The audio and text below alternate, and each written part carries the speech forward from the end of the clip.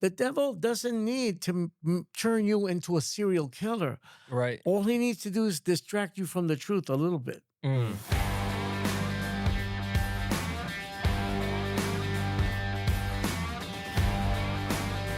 Give five guys a high five and say thank God you're a man. Welcome back to another What is a Man podcast. Today, we are in for a treat. We have a very, very special guest. And just to give you a taste of who this man is, I'm going to go over a couple of his accolades. He is and was inducted into the International Latin Music Hall of Fame. He has 9 gold records. He's a Latin Grammy Lifetime Achievement Award recipient, and he's renowned as the King of Salsa. Not only does he have that in the world awards and accolades, but he's also has founded over 70 churches across Puerto Rico and the United States. Today's our very special guest is Pastor Richie Ray. Well, thank you for that opening. Yeah. Wow. That's a good opening. I mean- That's a good one. What do I do now? Okay. Yeah. No, I'm really glad to be here and to be able to share with you guys. And I feel very relaxed, and I want to get everybody up to date on what's going on and how this all came about. So I'm looking forward to this, Elsa. Yeah, absolutely. And I don't know, hopefully at the end of our lives, we'd have this many accolades. Achievements and 'cause accolades. How do you fit all this on a tombstone? It's just like so many different things that And you've done. mind you, he's 80 years old, and you're still adding to that list of accolades and achievements. So that's impressive. I think, I'm here by the grace of God. Amen. And then when everything is all done, it's going to be like, And that's it. And that's it. And that's going to be it. And I'll be happy to go right to Jesus' presence. Right, There you that's go. absolutely correct. That's good. Amen. Yeah, so we're gonna get into how did Richie Ray become Richie Ray? How you met Bobby, how did the piano find Richie Ray? Right, we're gonna get into all that. It's gonna be a really good time. But yeah, like George was saying, I think you're still doing concerts, and you're still. I think you just had another concert in Puerto Rico. Is that correct? We have a concert coming up. Yeah. Well, like we say, at this stage of our life, even though after we got saved, we were actually for years doing stuff with churches, crusades and stuff with Christians, but also doing activities that were not Christian as well. Right. Because what we felt was the people who are saved, they're already in the pot. You know what I mean? Like they're already there. Right. Well, we really felt the burden that we had was to reach the people that like our music, the people that love us, the people that we love them. We feel so grateful. We want to share that with them. And at first, we tried to do, like little Christian choruses for them, but they Try to add hymns into the salsa music. God is good. They didn't get it. They didn't get it. We saw that where they're at, they don't understand it because they haven't Right. had this experience. So what we did was we worked out a war technique, a battle technique. Okay. Where, you want salsa? All right, we'll give them like an hour and a half. Nonstop, Uninterrupted salsa. Just satisfying the savage beast, what Sure, I mean? yeah. But we eliminated any song that was dubious. Okay. Right. Because, at that time and in this culture, there was like a mixture of the music of the country, but there was always like some kind of an idol or something involved there. So that's what you mean about dubious. That is. Yeah, like, yeah.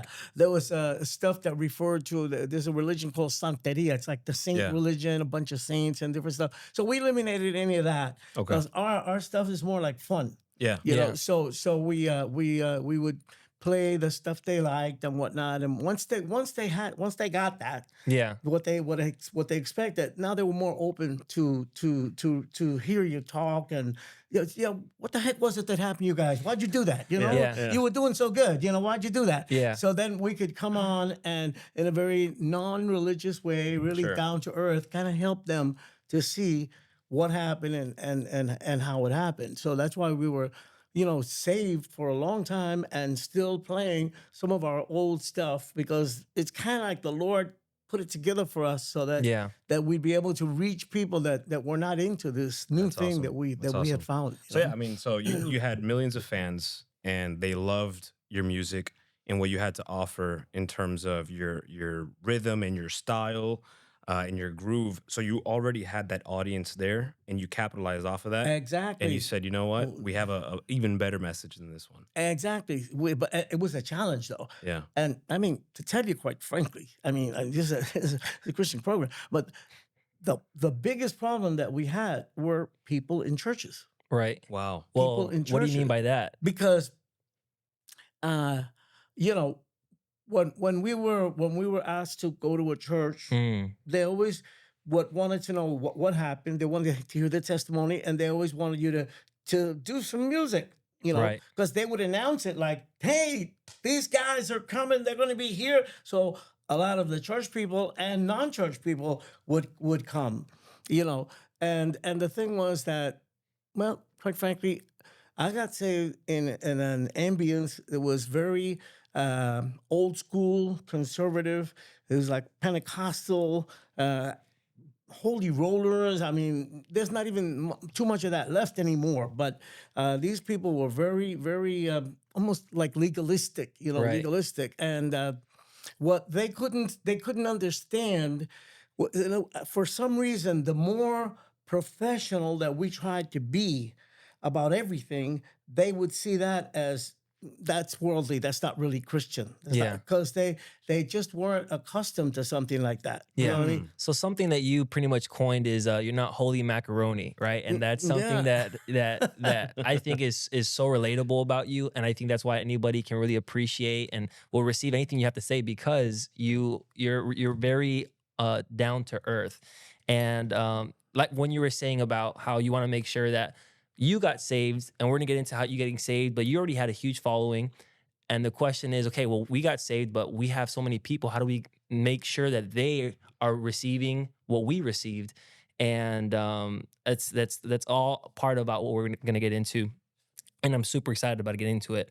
But I want to start from the beginning, right? Because even last week, or not last week, in the last episode, or in the intro episode, with George and myself, we kind of got into who our parents were and our background. So you were born in 1945 Mhm. to Pacifico Maldonado, if I didn't butcher that. No, that's right. But Yeah. so kind of want to hear the background of your dad, your mom, how they kind of got to the U.S. Right? They're Puerto Rican, but you were born in the States. So how'd they end up coming? What they do? And just give us a little background there. Well, yeah. Okay, so you guys are a Cuban background, we're Puerto Rican background. A lot of people think it's the same thing, but we know it's not the same. That's the fight. That's the fight of a millennia. It will never stop. Okay. Right. No, but the thing is, okay, so Puerto Ricans back in the late 40s and the 50s, a lot of families kind of jumped over and came to this side because there was some opportunities, some possibilities, give their kids good education. Absolutely. If you work hard, you can. So if I remember correctly, my dad was kind of like in the army, and I think they may have met on this side. Okay. In New York. Oh wow. New York. A lot of Puerto Ricans came to New York specifically, but it was like the East Coast. But there was a lot in New York, and and they got together. Man, my mom and dad were totally two different people from different planets. I don't even know how the heck they got together. Opposite And- track, right? yeah, I guess opposites attract. My mom was an amazing woman. She was, people in our Latin countries, they come from the traditional religion. They come yeah, of course we're Catholic. Everybody Catholic, that's like, Right. but they don't really know with too much detail. But my mom, she had some fear of God. Anyway, what happened was that I actually heard a conversation when I was a kid one night. They were like having an argument, and we were like in a corner, me and my little brother, and we're watching what's going on. And so what we saw was they don't get along. They have some real communication issues. You know what I Wow. mean? And Yeah. and they were actually talking about that. This doesn't work. I don't work for you. You don't work for me. Blah blah. Blah. But then they said, well, we have the two kids. Right. Yeah. Let's bury the hatchet because we need to be responsible about this. You know what I mean? Yeah. Now, I think now that was like really noble, but at the time, look at how a child's mind I thought, wow, it's a shame that because of me, they have to suffer and be together. Mm. You know what I mean? Like a kid would take everything like Well, backwards. So that's very profound that you were thinking that at yeah, such a young age. I was thinking that, wow, I see that they kind of rub each other the wrong way, but Yeah. I appreciate it, but I feel bad It's for kind them. of my fault. You kind of thinking, right? Yeah, it's kind of like my fault. But they really took it seriously because I think this was true not only in our culture but in a lot of cultures. They were my mom and dad. They love to be able to have work, to have a job, to work, Sure. Right. and then to have health to be able to do it. Mhm. You know what I mean? And sacrifice and this and that. And they really went at it. Yeah. So. I don't think either of them had more than like third grade education, something like that. But they worked really hard and sent my brother and I to the best schools, the best music schools, and we always had the best of everything. Everything that we ever needed. They made sure that they did what they made a vow to do. Right. To give you the best, better than what they could have, right? Exactly what we could never have and all that kind of stuff. And that's also part of coming to this country. So you could do something like that. Right, for your kids. Yeah. And your dad was a bassist in Bayamon, right? Is that I say that correctly? He Bayamon. That was Bayamon. the town. Well, yeah, they both kind of spent a lot of their life in Bayamon when they were in Puerto Rico. My mom was from a town in the center of the island. That town, Puerto Rico is hot, very hot, but this town is called Orocovis. Orocovis is a little high, so it's a little cooler there. Oh, And nice. she came from that town. And my dad was from a town called Manatí, which is not far from Bayamon. And they both ended up, I think they may have met in Bayamon Right. somehow, and then they went They over, found each other here in the States. and then they came over and they teamed up over here. So we got this incredible education. A little story here. When I turned 7, because that was one of the things. I heard a conversation with my mom and dad. Like that. What they said was because my dad learned music by ear, but he loved it, and he actually played like a good guitar. Okay. And he became very, very good at it by ear without ever having studied. This is without YouTube, without None of that stuff. right? Udemy. No, well, That's look, awesome. between you and I, we found out late in his life that he was actually bipolar. Okay. He was actually bipolar. But what I mean is he had extremes. He was extremely good with his hands. He could build stuff and do things with his hands. Wow. Incredible. Yeah. And he loved the guitar. And just so you get an idea, all right, this is when he was already like maybe in his 50s or something like that. At one point, he practiced the guitar for 48 hours nonstop. Oh my gosh. So he's, Talk about extreme, right? these people that they sometimes they don't sleep, and he was just into his guitar. And then I remember like a day or so later, he would say, he was telling my mom, I don't know, my hand, it feels a little. Well, Yeah. you just spent 48 hours. The guitar is the steel string, it's not easy, And either your mom loved the guitar or she was a saint that she would hear 48 straight hours No, of. no. Stop. Yeah, that's part of the story too.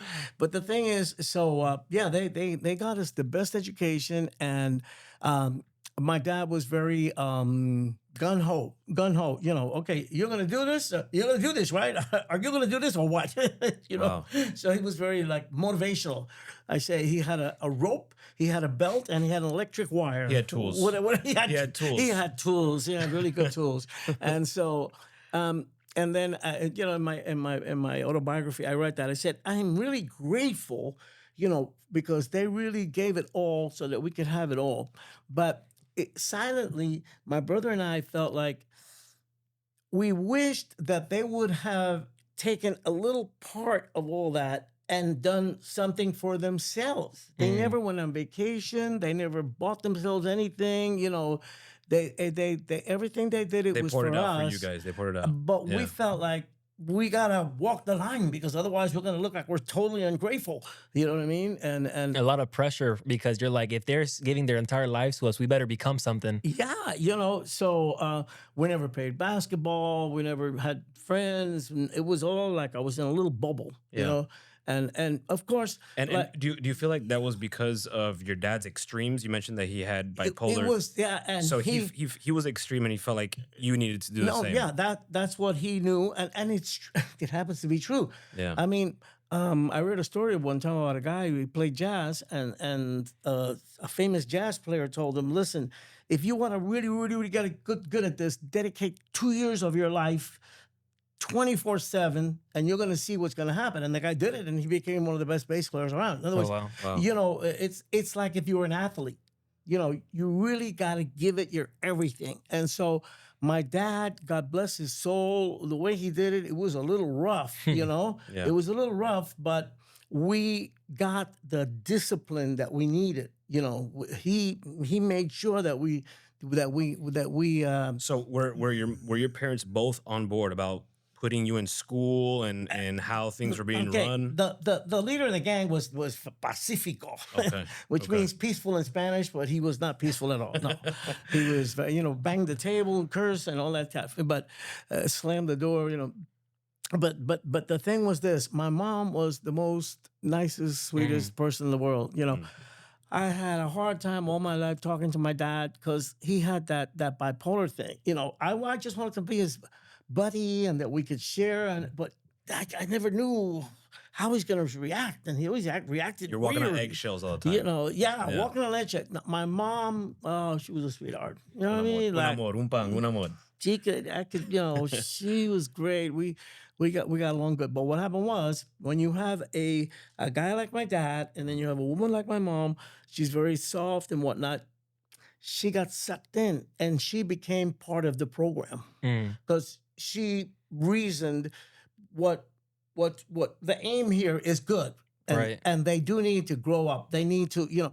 But the thing is, we grew up in music, but we didn't know anything about anything else. We didn't Wow. know anything about it. Like one thing Yeah. I had real big problems with was girls. I didn't know, what do you do with a girl? How do you do that? You know, what do you even do? What do you Right. do? How does Right. that work? You know, but you know, the attraction was there. Yeah. But I was like, blah, blah, blah, you know, and then I felt like an idiot because I didn't know what to do, you know? And a couple of times I saw that there was some, you know, some spark on the other side, but then I Sure. was like, yeah, so now what? You know what I mean? Because we never had friends or buddies or anything like that. It was always like, you know, we just didn't have time for that. You know, those Wow. people are wasting their lives. You guys gotta Sure. do this. This is gonna be. And my dad, he studied up on Mozart and Beethoven and all these guys, so he knew what you have to do to get there. So did they give you the piano, or did you say, or your dad said one day, you pick the instrument, but that's what you're sticking to for the rest of your life? Well, yeah, Like- when I was going to be 7, when I was coming up on my 7th birthday, my dad called me and my brother over, and you know, because he likes music, so he's hoping that the kids like music, that we would go that Right, way, you know. yeah. So he's like, well, you know, because he played the guitar, and there was like a little group, and every once in a while they would rehearse over at the house, so we would hear them. You know, there was music in the air around, you know. So he says, listen, Richie, you're turning 7, and you know, like, if you guys like music, what instrument would you like to own and to study? You know, Yeah. we had never thought about that. Me and my brother, we had never even thought about that. But when that came up, my brother said trumpet, and I said piano. You know, just popped out like that. Just blurted it out. Yeah. Oh my gosh. My 7th birthday, it was a black Wurlitzer. It's called a spinet. It's that little living room piano that's against the wall, you know, not the high Yeah, one, the yeah. low Sure, one. sure. You know, a simple, like, for a beginning student. Right. But brand new Wurlitzer piano with the seat that opens up and you And can put they your weren't books digital inside. back in the day where you put it in a corner and it folds and collapses. It was an entire piano. It you was had there. no, it was a real wood piano. Yeah. Wow. yeah, it ends up being Yeah. part of the furniture. They put like pictures on it, right? Yeah, Right. yeah. It was a real piano, and then that came with an Italian teacher, a little guy, who Okay. used to come every Wednesday after school, and my lessons began. And it was classical. It was no messing around, you know, no messing around. Right. Did you have any friends that were also getting into piano as well, or that you would do class with, or That was it I always can solo? remember nothing like that. Always Nothing solo. like Yeah. no, one-on-one. just you know, us, and we studied in the best music schools when we were kids. You know, we were in school and we were studying in conservatory. What was the first school, or because first it started with the old Italian guy, and then they said, okay, you guys have become good enough. We want you to start going to this high school. or- No, before high school, there was a place called the Brooklyn Conservatory of Music, very serious, and there was another one. We studied another school called Bromley. I remember it carefully because at Bromley we had classical, but my teacher also knew popular music. So Mm. he gave me some basic rudiments of popular music, which helped me out a lot. Helped me a lot with the classical too. Do you feel like when he's teaching you that the classical along with the popular, do you feel like that helped you blend in Yeah, in the future? that guy really helped me because he helped me to understand how the popular music works, and and then the classical, that's where you develop, they call it chops, Chops. your fingers, your ability to play the instrument, and also to be relating to that music and understand that music. So after all, in my mind, it always kind of worked together, They're like two worlds meeting meeting and making together, a yeah, meeting together, and then that became my life for a while.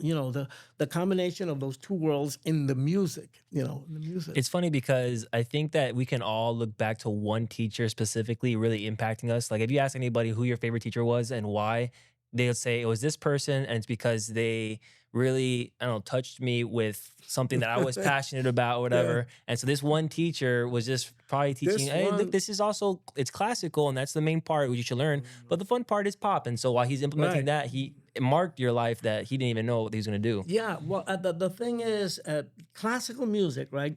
Every note is written. Every note is written, and you gotta just memorize that, learn it. The way the guy did it.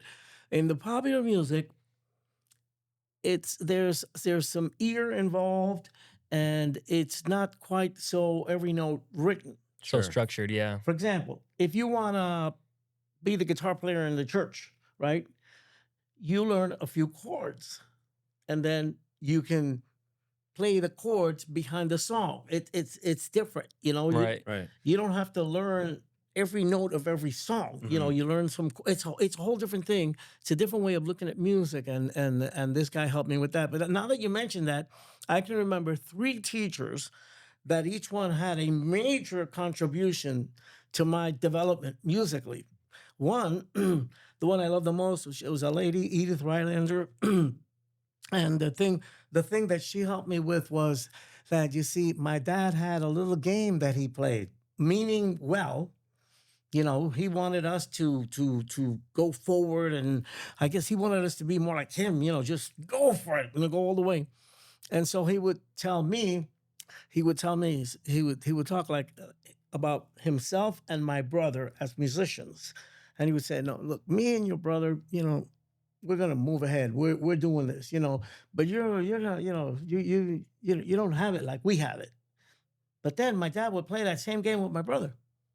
Oh, wow. Wow. He wanted to see Competition, if we yeah. would That if we would competition, yeah. compete. But when you tell a kid you're a jerk a million times, after a while he starts to believe it. Right. Yeah. And so that created like a lot of insecurity in me. And for example, a lot of people have asked me over the years, "No, do you teach, my son and this and that?" And I'm like, "Oh, I wouldn't dare. I feel like I'm still learning. I still have a lot to go. I Wow. still have a lot to do. I You still feel that even up until Yeah, no, but look at what I'm thinking. I'm thinking, for all we know, that kid could be the next Van Cliburn. yeah. But I don't dare take his musical future in my hands, because I feel like I got a lot to learn yet. I still have Yeah. a long way to go. And so that created that in me. But Miss Rylander, Mm. she would encourage me. She would say, "Richard, you're talented. There's no limit to what you can do. Just dedicate yourself, and you're gonna be, it's gonna be She was the fantastic." encourager that gave you hope that you She could achieve the Yes, perfection that your dad wanted you to I get. love that lady because she made me, because I love the music, and I wanted to feel like I could do this. You know what I mean? But that voice was always there in the background. My dad, like, "Nah, you're a loser. You're not gonna make it." So she was that nurturing She was that voice. nurturing thing that helped me. But Okay. then then when I went to Juilliard, because um, the step before Juilliard was the High School of Performing Arts. That's Yeah, like, did you have to try out to go to that school? 'Cause I know obviously these are very high musically talented schools and they're yeah, pretty yeah. renowned. So did you have like a try out for that school in front of people to show them, or they pretty Yeah. much scouted you? Like they already Yeah. knew who No, Richie it was you go and you audition, right? you got to sign up, and you have to tell them what you're going to play, and they require certain things, and then you have to tell them exactly what pieces you're going to play and whatnot. Do you And- remember the nerves from those days? I'm sure they're I tell you the truth, I don't remember nerves at my audition. You know Okay. why? Because you practice for so long, so much, that by the time you go there, you're like, I got this. You know. yeah. Let me get it over with. You know, you want to do a good job, but you know, you're on top of it. I remember the guy who gave me the audition. He was a teacher. He played the viola. That's like a little bit bigger than a violin. Mhm. And he was sitting there, and I just banged away. You know, I really worked hard for that audition. Like I say, Miss Riley in there, she really inspired me. You know, and so So she was middle school. yeah, she was when I was like in middle school, right? Got it. And so then you go through your 4 years of high school. You said you had 3 teachers. Was a second teacher in the high school period, or is that? No, the second teacher was actually Miss Rylander. The first one was the guy who opened up the pop and the classical to me. Mhm. Then what happened was that when it came time for college, she had studied at Juilliard, Oh wow. and she had studied with a certain teacher there, and so she kind of prepared me to get into Juilliard and then go ahead and study with that same teacher. Oh, that's awesome. You know, She took you under her wing. he took me under her wing, and man, I worked. And then just another side issue, which I know people like, when I got to performing arts, Mhm. like I told you, I didn't know anything about girls. Oh man. You know, Oh buddy. and you know how the first couple of days they're running you around from room to room, filling out papers and what classes and this and that, and I was like, oh my God, overwhelmed with that, you know. And then you remember like it's like a chair, and then it has like the desk over Oh, here. yeah. You remember that from school? Intimately. Yeah. So I'm there writing, and I look over here, and like, oh my God. It turned out she was Greek. Oh wow. She had black hair, olive skin, gorgeous legs. She had her legs crossed. You know what I mean? Like I was like, Like a lady. oh my God. And I remember thinking at that moment, this was gonna end up with a football player Yeah. or Right. something. You know, She's like not gonna be interested in the piano guy. don't even look that way. Forget it. You're gonna get squashed. You're gonna get hurt. You know. Out of my league. I just said, no, forget it. And we kept on going. Turned out she's a piano major, just like me. Oh wow. And we shared a lot of classes together. You know, Mhm. she was coming in just at the same time that I was. And what happens is that through the grapevine, I learned that she was having a little trouble with the Beethoven Pathetique Sonata. That you just so happened to be the expert in, Now's right? my chance. Perfect. So it turned out that, you know, I got up the nerve one day to say, listen, I'm really into the Pathetique, you know, I think I might be able to give you some pointers. There you go. So what we would do is, you know, the school there's a music department. There's a lot of pianos around. So every once in a while we'd go to a piano someplace and work on the sonata. Oh, that's the dangerous because Beethoven. that can get real romantic That very can Yeah, get- because fast. you're both sitting on the same Oh stool. you yeah, know? yeah. And so, but you know, I'm like, He didn't know anything about girls, but he knew things about music sheets. Yeah, So, yeah. music sheets. There you go. Anyway, what happens is to my oh my God. Yeah. One day she says to me, Richie, maybe we could meet. Maybe we could work a little bit on the Beethoven at my home, where I live. And I was like, oh my God. I said, no, okay. We go to her home, and the first thing I notice is there's nobody there. Uh-oh. It's just us, you know. You're like, where's the tutor? Where's the Italian guy?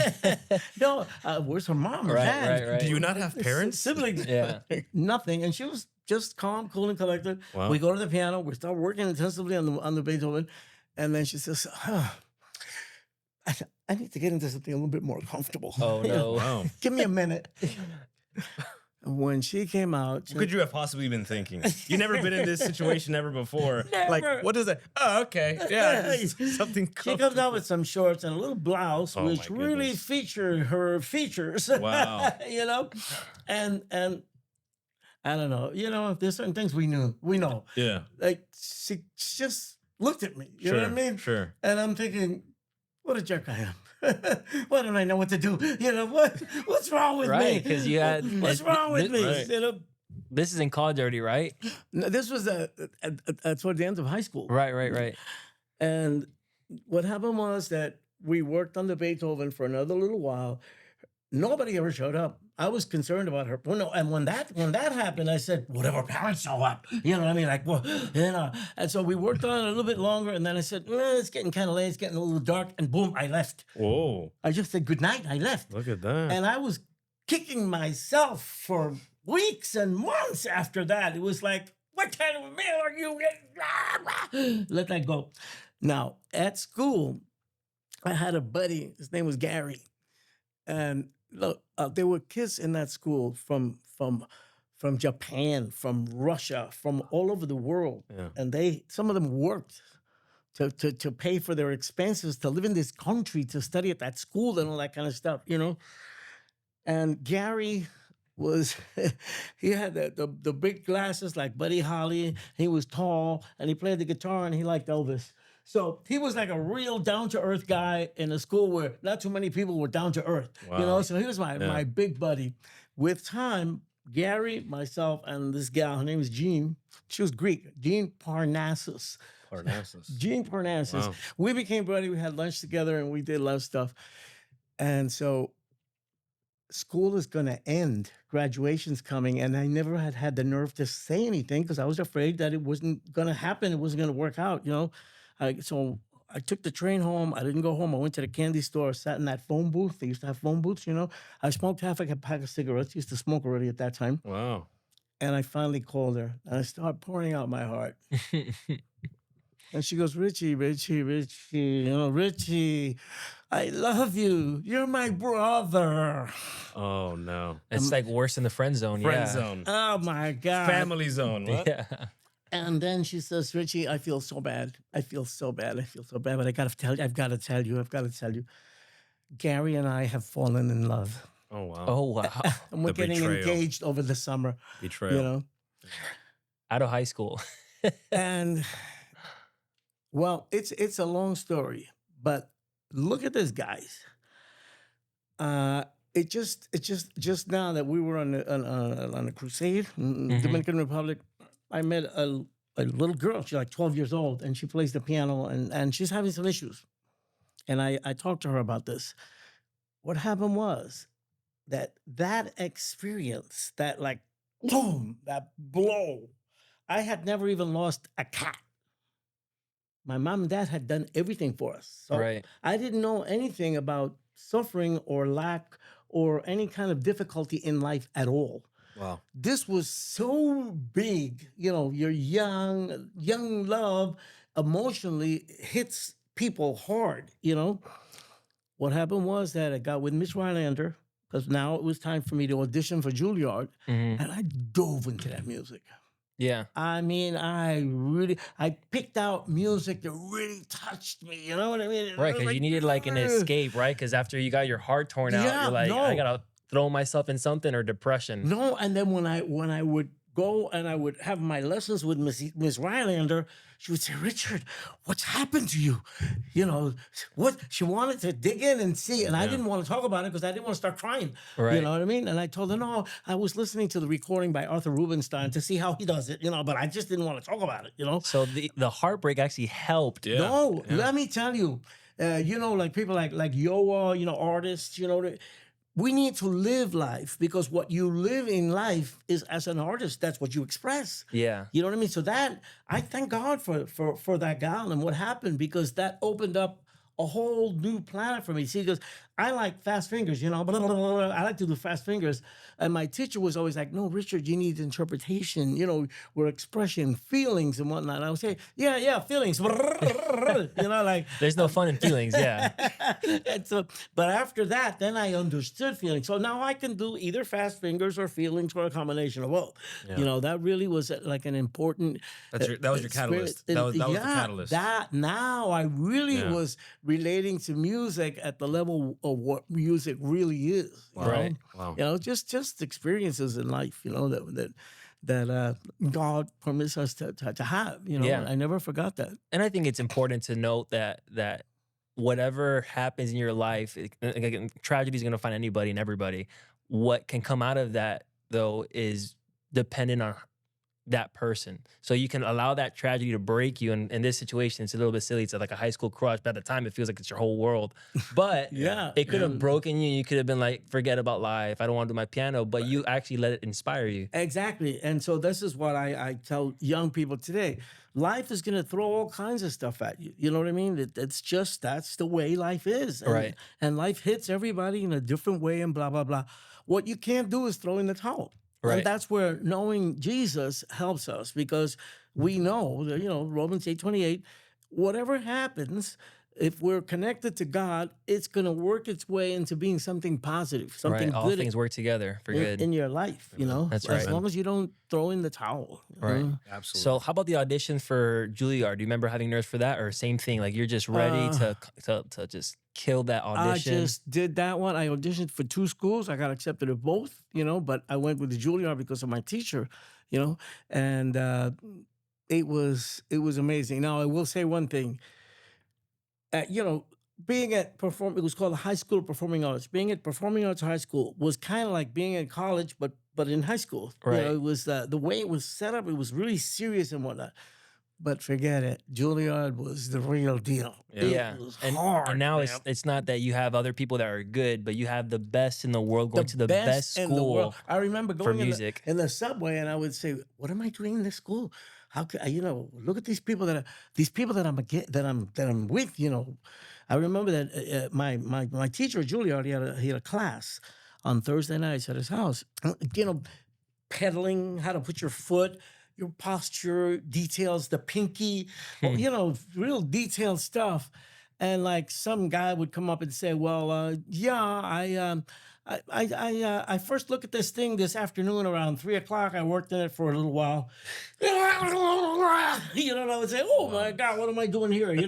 Right, like imposter syndrome. Like these guys are amazing. They can sight read. They can just look at a page and just play the daylights out of it. And they, really, really geniuses. I mean, I'm aware the Lord gave me a little talent, blah, blah, blah, but there's all kinds of stuff. There's all kinds of people with all different kinds of abilities. Yeah.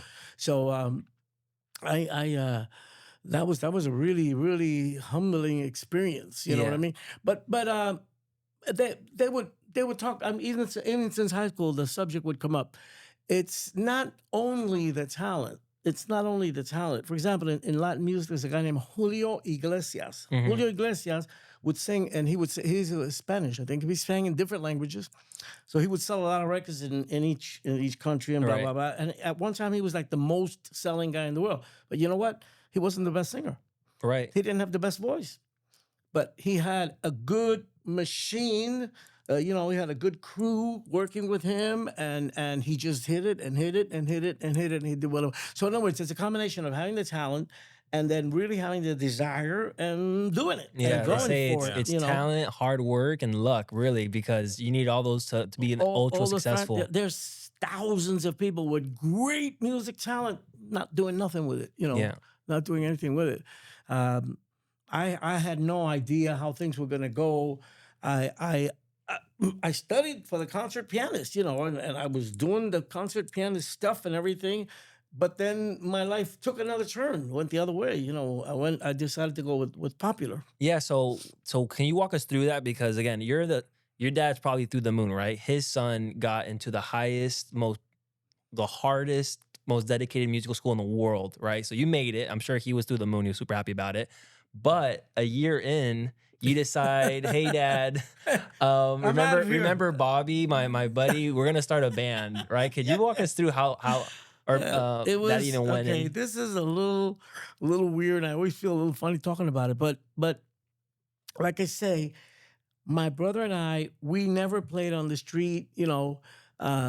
We were just in that bubble, practicing and with the music and whatnot. So I didn't know about stuff that goes on in life, So as I mentioned, my music teacher at Juilliard had a class on Thursday night for his students. And he lived Upper East Side in a nice building, you know, I'm in a high story up there. Well, so I went to a couple of the classes. About the third time I go, they have a guy working the elevator. Have a guy working the elevator. So I'm going up in the elevator. It's just me, me and the guy. And he says to me, "Will you be going to the meeting after the class?" And I said, "No, I'm here for the class with Professor so and so." And you know, he says, "Will you be going to the meeting afterward upstairs?" And I'm like, "No, I really don't know what you're talking about." And the guy says, "Oh, come on, will you?" And I'm saying, "Listen, I don't know why you're bothering me." He says, Yeah. What, he just says, say it already. What's going on? he says to me, "Come on, you have to know that your teacher is gay, that all those students are gay. I'm gay, and I think you're gay, and I don't know what the heck. Why are you being such an idiot?" Wow. You know, he just came at me like that. You know, and I'm like, "Stop the elevator. This is my floor. This is my floor. This is my no, floor. No, take me back down quickly. I don't think I'm going to go to the class tonight." You know. Oh my gosh. And then he said that, yeah, they all have that class, and then they go upstairs, and up there they have refreshments, and they have a nice time. No way. They really have a great time all together, you know. And then they all just They do their thing up have there. a hookup thing party. And this up is there. at the school? Huh? This is at the school? No, this is at the teacher's, where the teacher lives. There's the building where the teacher lives. He has a Thursday night special class for his students. Oh Right. my And so what goodness. you didn't know is that you thought you were just going there to get special one-on-one time with your professor, but really what he could probably be inviting you to is to participate Yeah, in. no, that yeah. craziness. So I could, you know, he's gay. All these guys are gay, you know, and so that really did a number on me. I remember, like on the subway on the way back home, I'm thinking, "Wow, what the heck is this? What does this all mean?" You know, and I take private lessons with this guy, and now I'm gonna feel weird now, you know. Absolutely. And then Yeah. the other thing was, and those students, they're so brilliant, they're so tremendous. Is it possible that there's a connection with them being like that and their talent? Right. You know, You were thinking these things. I was thinking, would I have to kind of go that way? You know what I mean? Wow. To be Does that successful. work together? Wow. Would that help me as a pianist? You know, your head is like doing Spinning. a million miles an hour, you know? And then obviously, when I went into Juilliard, I took full academic and full music. So I had a full schedule, and it was hard. It was not easy. It's a lot of work. You know, in college, you either do it or you don't do Yeah. it. You know, you got to just do it. You didn't have a second for yourself. You No. were And then I remember I would sit at my class, my private lesson with the teacher, you know, and I was thinking, I hope this guy doesn't get near me. I hope he doesn't touch me. You know what I mean? Like, I couldn't yeah, think. 'cause I there's couldn't no peace concentrate. after that because No. now you're thinking about what is this guy's intention? Is he really trying to look for my best, or yeah, he? you know, Is he gonna try to make a move on me or touch me? or- yeah. Is this whole situation trying to get me into a whole different life that I Yeah. never, Right, you're still trying to figure out girls, so the fact that yeah. So what happens is that he started to notice that there was something wrong, you know. right, And the thing is, the guy liked me as his student, and he believed that I had a lot of possibilities. right, So he doesn't know what happened. You know, he doesn't know what happened, and like he hasn't spoken to me about that, or you right. know, He didn't even know about the elevator. You know, he didn't know that elevator guy talked to me like Right. that. You know, so he's like, "Richard, you have so many possibilities. You know, your lessons. You're not. You know, this isn't happening. right, You know." And I think he was finding out that I was having a little trouble in my other classes as well. He says, you know, some people are going to make it in this, and some people are not. You know, he sincerely wanted to help me and for me to get ahead, but the whole thing was just too much for me to handle. right. Too much for me to You couldn't even swallow. focus on your academics, on your I practicing couldn't focus because on anything. You know, you're just uncomfortable. I was just I was super uncomfortable, and I tried to deal with it for a couple of months, for a little while, but you know, eventually I said, I'm not doing what Right, what I don't wanna what be came here to anymore. do. You know, this is not happening. This is not right. So during this time, you have friends, right? Do you know Bobby at this time, or do you end up running into him? How's that? The whole thing with Bobby, it comes from a different angle. So mom and dad, they're from Puerto Rico and blah blah blah, and they come to the States. So in well, a lot of families, both parents had to work. Yeah. You know, my dad worked. He worked in the luggage business, the luggage thing. He became a cloth cutter. He would cut cloth. He was very good at it. Made good money. My mom, my mom at one point was working sewing, and Bobby's mom worked in the same place together with her. They were Mm. both seamstresses in this place, and you know how it is. Lunchtime, you know, my mom is saying, "Well, my son is playing a Mozart sonata," you know, and then Comparing children, comparing. and then Bobby's mom would say, "Well, my son just wrote a beautiful song. He just wrote a beautiful song. He writes songs and he plays guitar." You Yeah. know, so there was a connection there. Sure. Wow, so good. But let's pause for a quick word from our sponsors. If you run a business, whether it be an IT company, a law firm, or any small business that wants more clients, these are the folks to talk to. AMP Marketing does SEO and email marketing that actually works. No gimmicks, no wasted ad dollars, just proven strategies to help you get found online and get more leads. They've been doing this for over 20 years, so they know what works. Check them out at ampmarketing.com and get amped. Now back to the podcast. And when I was, I remember being quite young, that he was a little older than me. Bobby's 7 years older than me. So Oh, wow. he had a group, and at that time it was like, you know, records, you know, whatnot. And every once in a while, he would bring me a record, and he would say, like, track 2. I want to do that song with my band. You think you could get me the trumpet notes, you know? And then So that you would I write could it do out? that. Yeah, I would write it out Oh, for wow. him. You know, I would Wow. write trumpet parts, bass parts, whatever. Because you know, when you study, you learn that stuff. You know. Sure. So as a kid, there was a connection there, somewhat. You know. And then what he paid me was a lot less than he would have to pay a professional. Yeah, that's right. The me was like a little offering, you know. Right, right. So no, but to me, I was happy to do it, you know.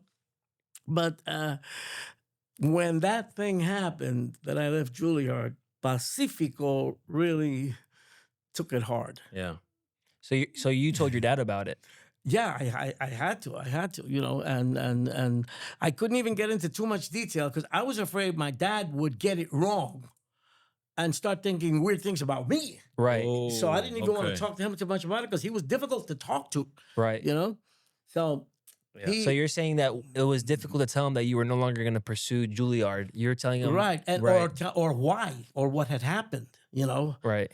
So I never So exposed you any of that struggled to with him. you struggled with finding out who they were in Juilliard's. You struggled with that and struggled with telling your my dad. dad now, you know, and so no, but then the thing is, it started really getting difficult. Yeah. Now, meanwhile, my little brother, he was already playing, and he was in the world of pop, jazz.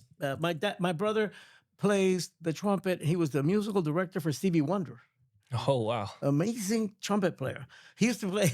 He used to play in Stevie Wonder's band. You know what he played? He played the trumpet. He was the lead of the brass section, and he also played the cowbell.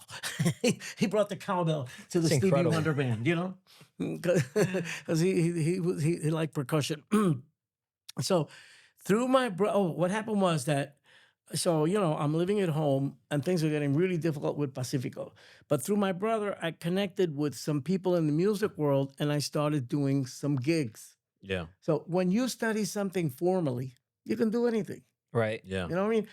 Making the jump and that other teacher that I had that taught me a little bit about chords and whatnot, I jumped right in. I worked with Tito Puente, Tito Rodriguez. I worked with the biggest guys, you know, did some stuff on piano. At one point, I was making a few bucks. So I decided I was going to go ahead and get a place because things with Pacifico are getting really, really bad, you know? And I didn't know it, but I moved into an area where there were gangs and they were killing people and stuff like that. I didn't know what the heck I was doing. You know Oh what I mean? man. And my mom was scared to death. And she happened to bump into Bobby one day. Hmm. She told him what happened. Look, Richie, you know, he left the university and FICO and this and that and blah, blah, blah. And where he's living, I'm scared to death. And Bobby said, let me see if I can find him. You know what I mean? So you're talking to him like monthly, on a weekly basis, yearly basis. Like how close were you guys at that No, we point? weren't very close at all. Okay. It's been a long time, since I was doing stuff for him as a kid, And but he did find me, and we got to talking and whatnot. And it's kind of a long story, but he was working as a jeweler. He's very talented in music, no education, but natural talent. He's got a head full of music and all kinds of stuff.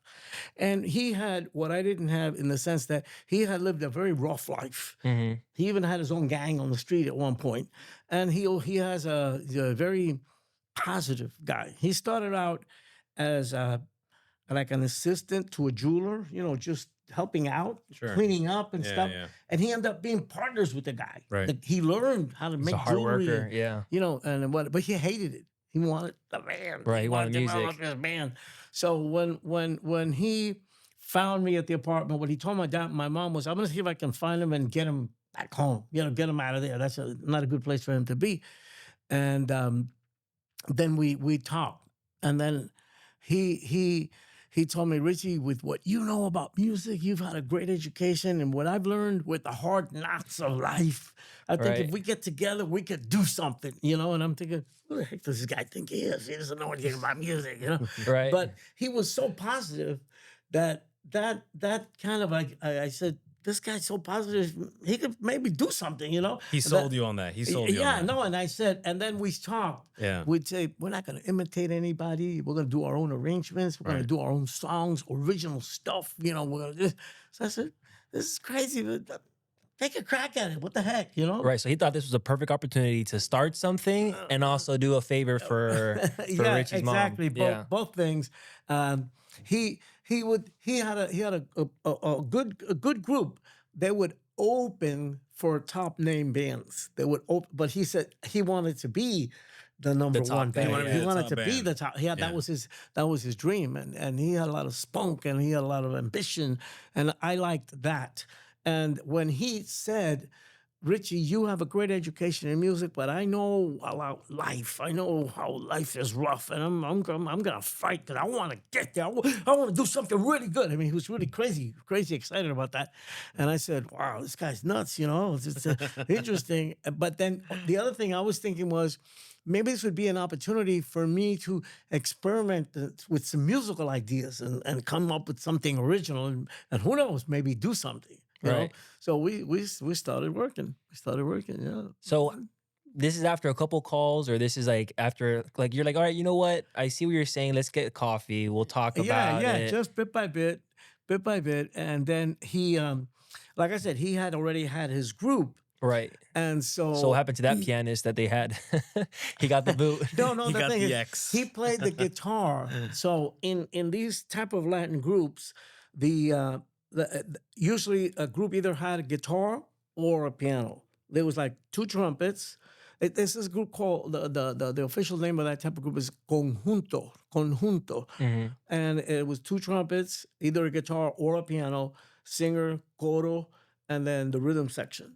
Right. That was, it's kind of a small combination, but it's peppy. It's nice, So yeah, Bobby actually started out playing the guitar in the group, and he had a friend who was like a jibaro, and that had a record shop. Yeah, And hillbilly. Yeah. he was recording some really, really typical Puerto Rican groups, that type of music. And Bobby spoke to him, and Bobby told him, listen, why don't you record us?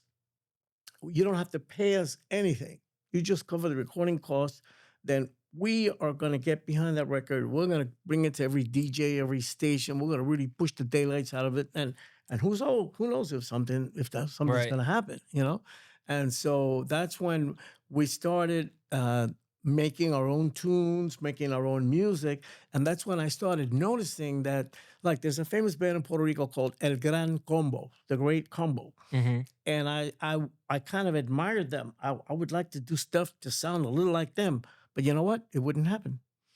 Because my background with the classical, the way I heard the harmonies was different from what they were doing. So I was trying to do something like with a passion, but it just wouldn't come out like that, And I didn't know, but bit by bit, the whole classical thing would creep up and come out more and more. You Right. know, uh, like it was.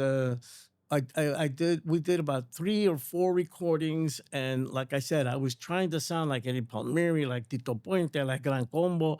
It would sound, but it didn't sound exactly like Right. them. You were mixing and matching all these different types of sounds. Different things. And then finally, there was a point where we wanted to really make a statement. You know, we wanted to really make a statement, and that's when I decided, well, okay, we're gonna have a piano solo in the middle of this thing, and then what came out was the idea to do. There's this classical composer called Chopin, Frederick Chopin, and a famous piece of his. I said, I'm gonna put a chunk of that right in the middle of this thing, you know, Wow. a chunk, because I found out that with the tundu baka ting ting ting ting, with the conga and everything, you could do that piano together, and it could work, you Right. know, because music is basically math. You know, it's math, it's numbers. You know, Really? Hey, we'll So take your word for it. if We're not you- gonna be able to I'm- relate. if you match the numbers together, it works. You know, Right. So I The did tempo, that. right? You're talking about the tempo. The beats per minute, the beat, tempo. yeah. Okay, I see what you're saying. So anyway, that thing took off like crazy. So, 'Cause so you enter into this band. You know, you're with Bobby. You're rekindling, I guess, so the relationship with Bondi. You're reconnecting with Bobby, and you're entering into this already established band, right? well, yeah, he How is your chemistry with everyone in there? You're the new guy on the block. yeah, no, well, yeah, he had a group, but they all liked me a lot. Yeah. They all liked me a lot, and they knew that I that I played the piano, and they were kind of excited about the fact that I was in the group. It was like when LeBron came down to the Heat. Like the team was already solid, but they got a superstar. They know what this guy can do. Right. Yeah, Right. The Juilliard, they were excited about that, and then uh, I the thing was, like, I came on with the discipline of the classical music, So, you guys used to rehearse X amount of time. You're gonna rehearse like 5 times more now.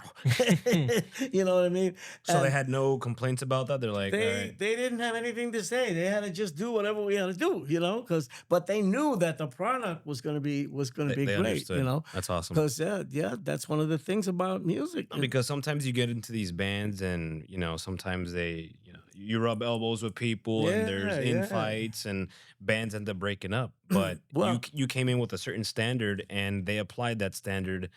But watch And, this. That's so true. And here's how it happened in my case. My brother played on our first 25 recordings. Mhm. And today, like, if you're gonna do trumpet, there's a guy in our church, Gerardo Rodriguez, first trumpet with Mark Anthony. I bring him in and he'll do 3 trumpets, but he'll do all 3 of them.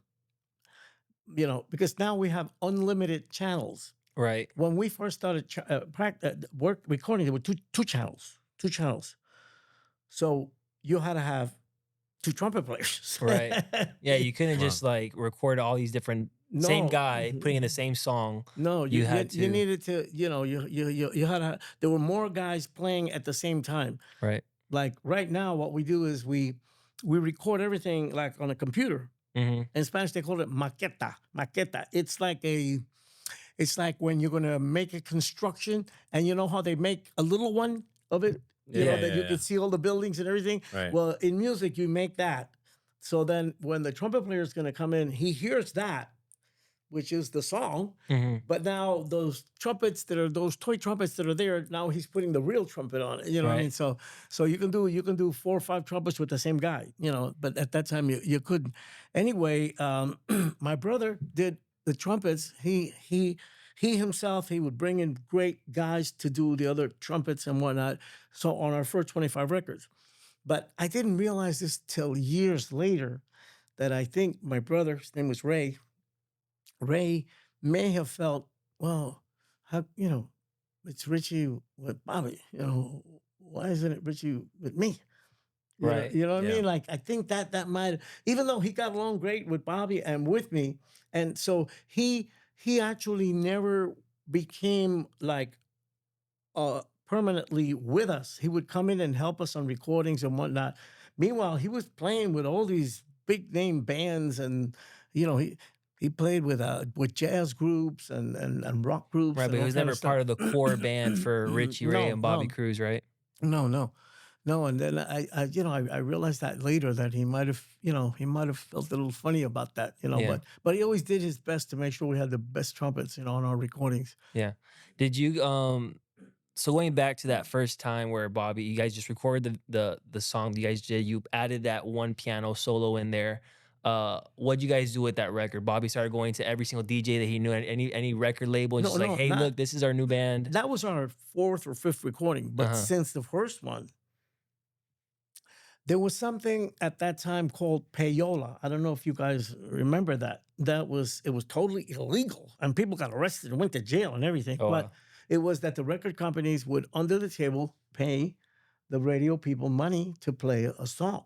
Okay. You Yeah. know, that kind of thing.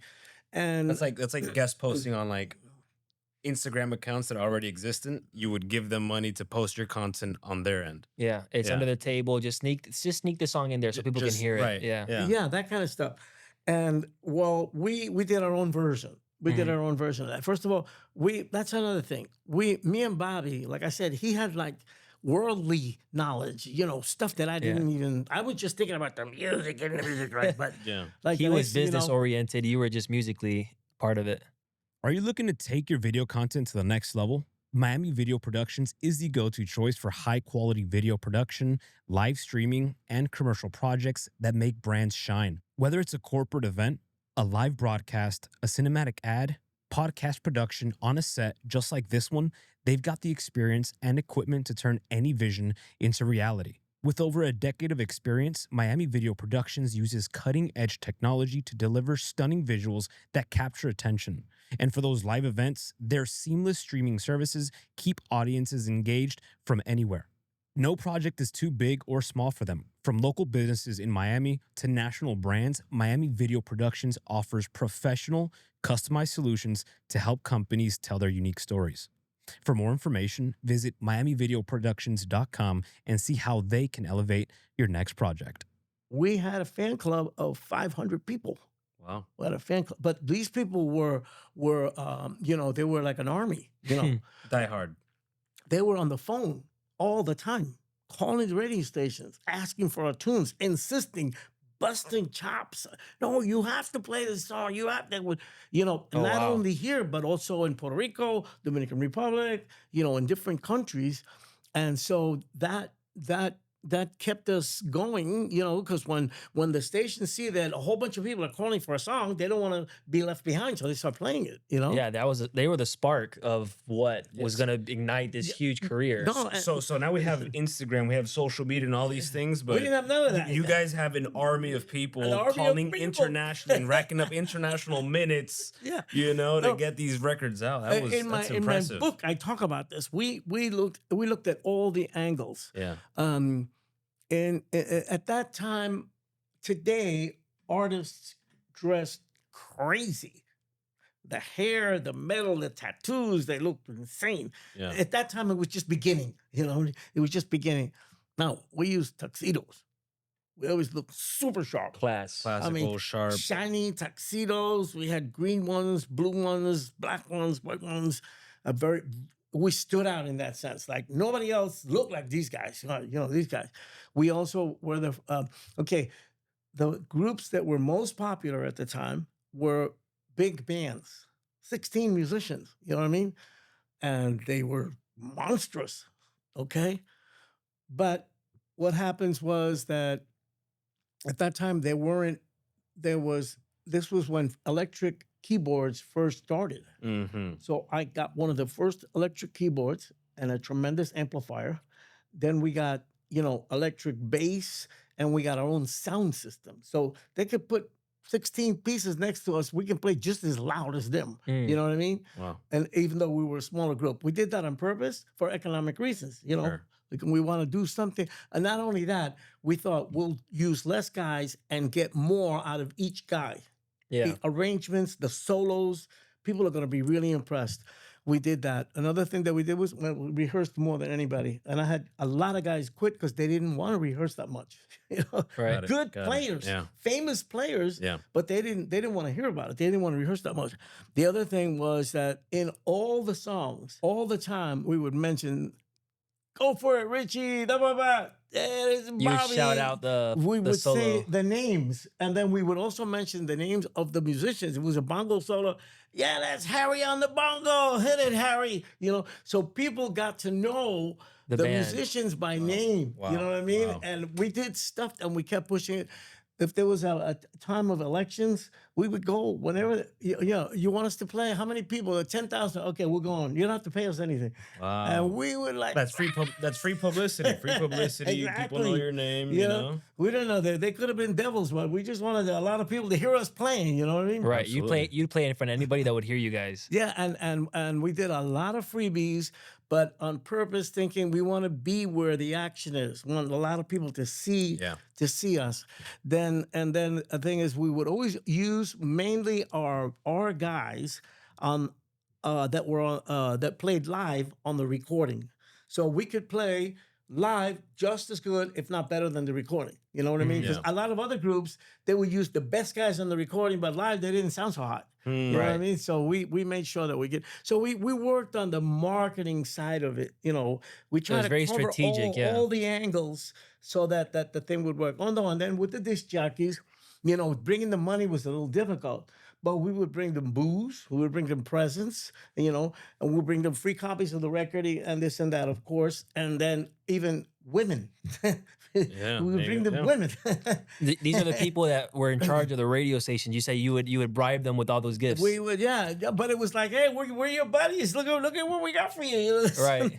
Absolutely. Yeah. You know? You had to And find so- a way in order to make No. these relationships and Yeah, because a lot of times, you know, artists are a little stuck up and whatnot. But we Yeah. became like their buddies. You know, they Right. loved us. They loved us because we would show up and hang out with them and whatnot. You know. So, question, and this is going to be a little bit out of left field because we haven't got into it. Where was your family, your upbringing in terms of your relation with knowing about God, knowing about Jesus? Was it more like we know about him? My mom was Catholic, we're Catholic, but was that even in your mind Okay. at the time? Pacifico Maldonado, he didn't have more than third grade education. But the thing is that he was an amazing guy. He was very intelligent. And we had the original, it's like a big piece of furniture, and it was the Encyclopedia Britannica. Mm, It was like a whole bunch of books. I think it was 24 books, you know what I mean? right. Then every year you got the yearbook. So that keeps adding to it. Hmm. And he would spend hours daily reading. So he knew a lot about a lot of stuff. He could talk to anybody about a lot of stuff. He was very, very, very much into. He wanted to know. He wanted to learn. You know what I mean? Right. Yeah. But he considered himself agnostic. In other words, I don't know. I don't really, I don't know. So he wasn't. There's he got to be wasn't- something, but I don't want to say what it is. There's a higher power, but I don't want to put it in a Yeah, box. he was. Yeah, You know, that's usually my mom was super quietly Catholic, just whatever kind of like, how people would inherit that, they would inherit that, but she respected and she had fear of God. But, we never went to church and none of, we didn't understand or even know the principles of the Bible at Right. all. You know what I mean? And so you're starting to get this fame and you kind of have that background in religion. You're more like, because what I was kind of trying to get at is, so now there's the booze, now there's the women, and I'm sure I wanted to know how was it when you guys finally, first of all, what was the moment that you're like, okay, I think we're actually making it. And then after that, it's okay, well, now it's about enjoying everything that's presenting itself to me, right? So what was that Well- moment where you're like, I think we're making something happen here? Yeah, well, what happened was that after a while, at that time there were like recording companies. Today, everybody you do it yourself. Mhm. Everything's on the internet and whatnot. But at that time, there were recording companies, and they were more than happy to sign us up, give us an advance, and then they would also. The contract was for 3 records or 5 records or 7 records, and then each move was money that was coming to you. You know, when you finish the first one, you get so much. When you finish the second one, this and that, blah blah blah, plus the royalties. So we love that because our idea was we're going to record. We're going to keep. We never stop working. We never stop writing songs. We never stop doing arrangements. We just keep going. And the theory was this: if there's a record that's a little slow, we got another one to back it up.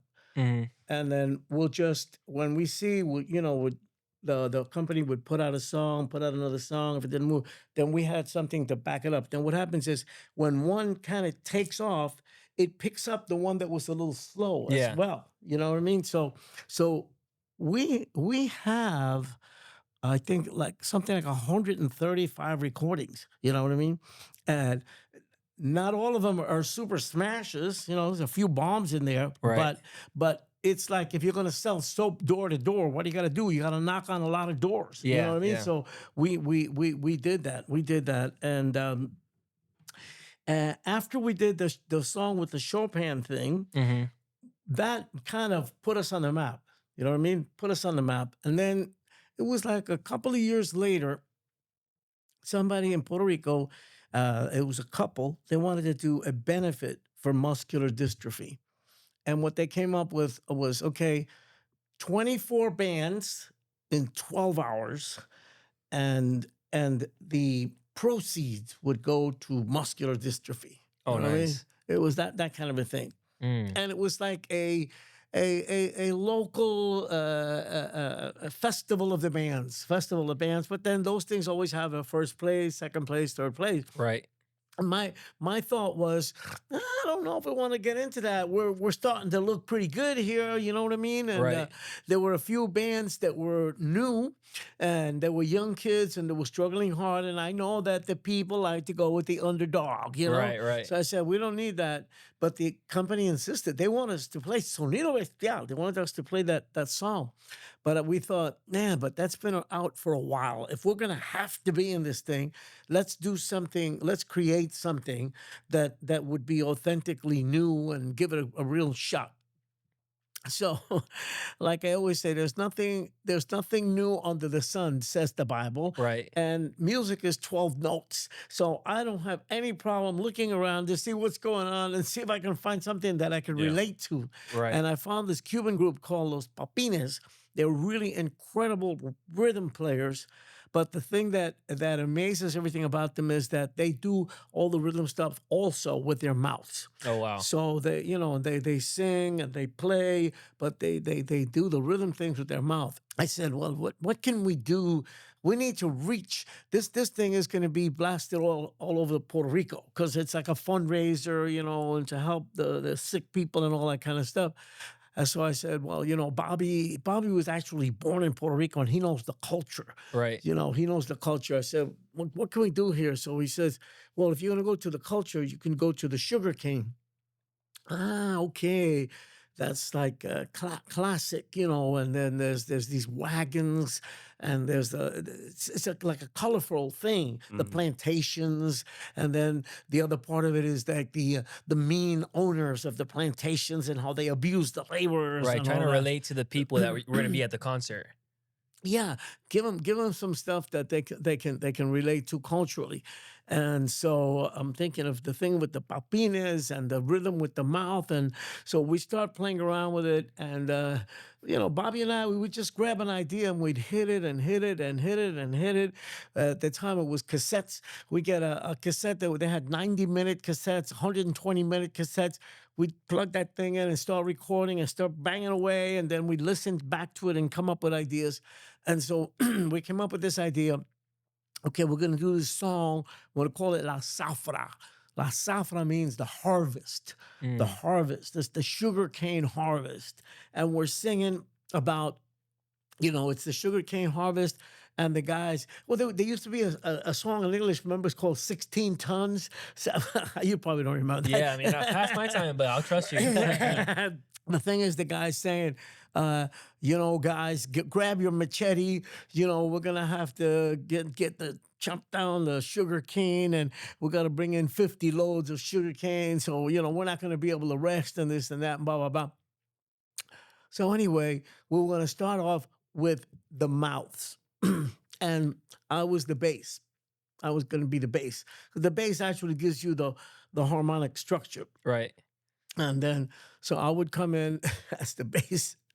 This is it's a figure that's used a lot in Latin music, which is boom, boom, boom, boom, boom, boom, boom, boom, boom, boom, boom, boom. But the thing is that when we came on stage, every musician had a mic that they could sing their- into do whatever their they percussion do part, their yeah. thing.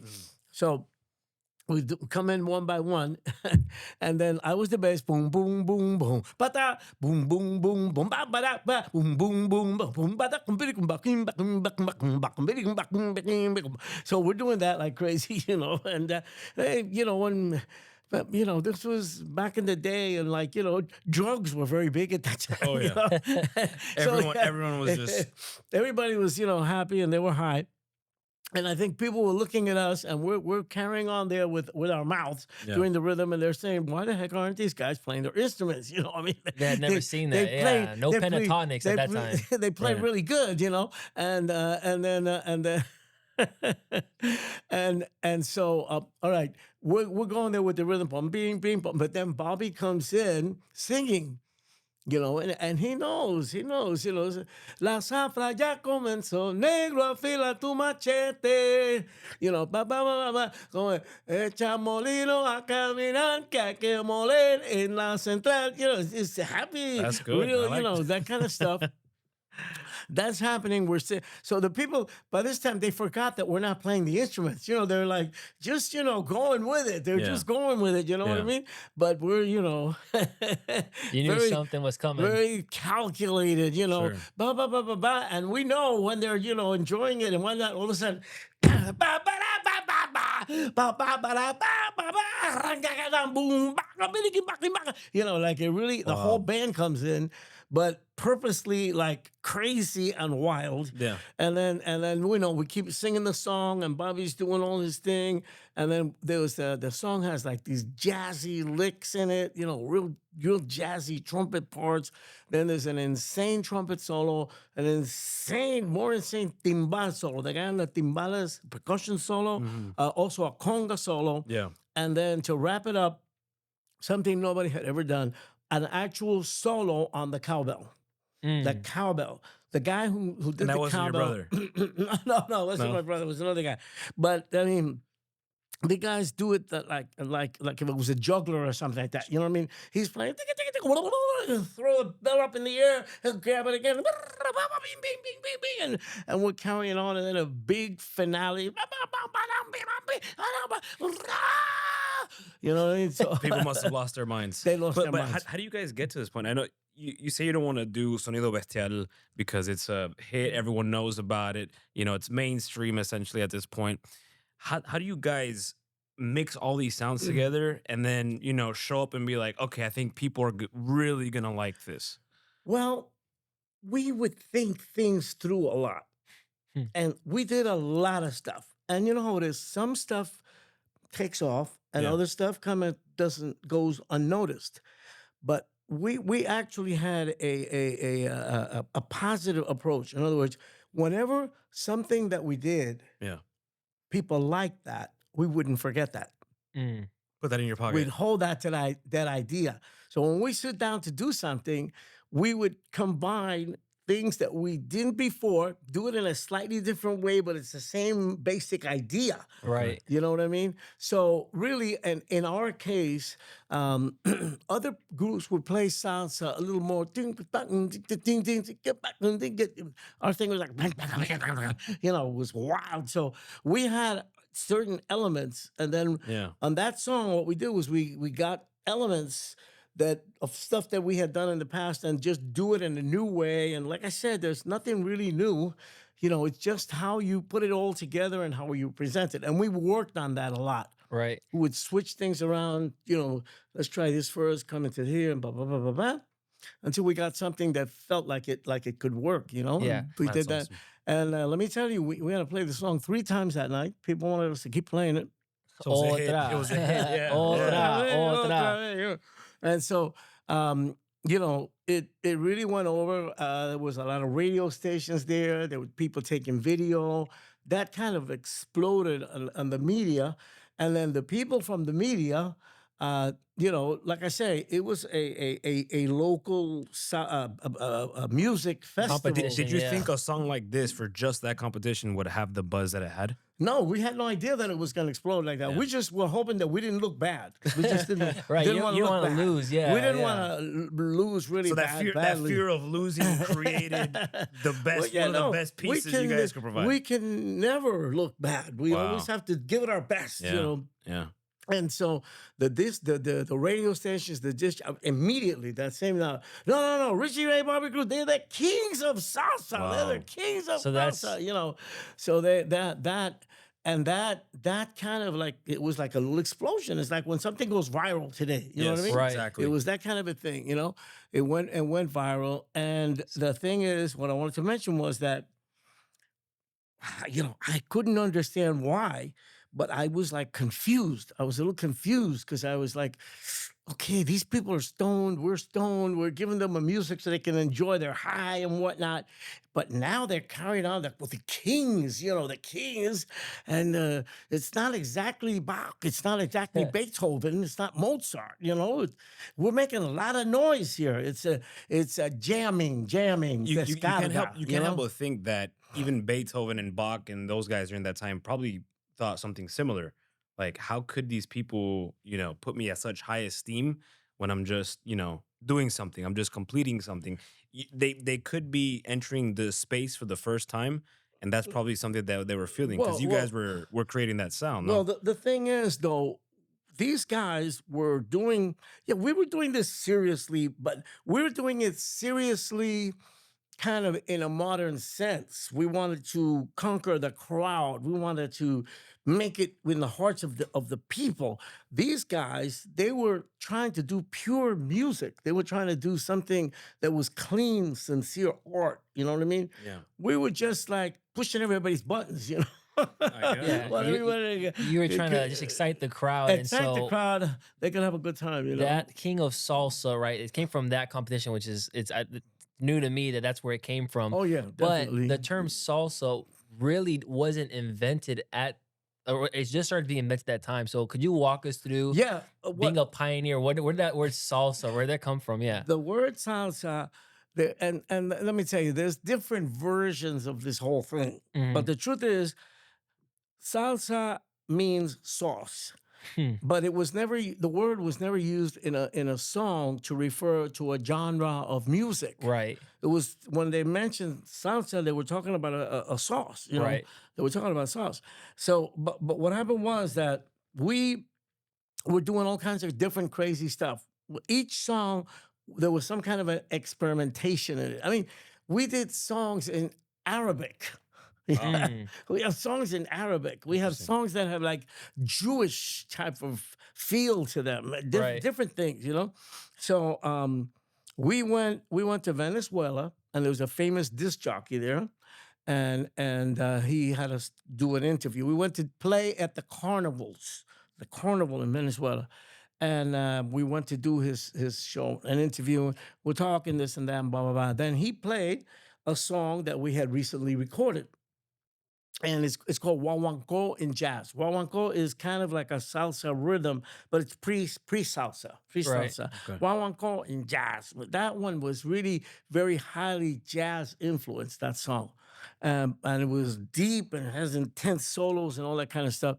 So he says, after the song, he says, Richie, tell me something. This is not exactly a mambo. It's not exactly a cha-cha. It's not a merengue. It's not anything like anything that we know till now. What the heck are you guys doing? What is it that you're doing here musically? And then I looked at Bobby, since he asked Bobby to speak. I said, Bobby, tell him it's like ketchup, something like ketchup. Tell him it's like ketchup. And the guy says to Bobby, is Richie got a cold? Is he sneezing? What's with Richie?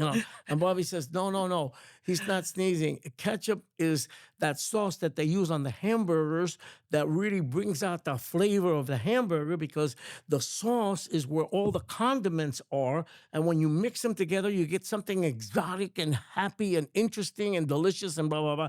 And the guy's head kind of blew up. He kind of got it, He was like, oh, now I understand where you guys are coming from, And he grabs the mic and he says, "Yeah, you know, Richie Ray and Bobby Cruz are salsa."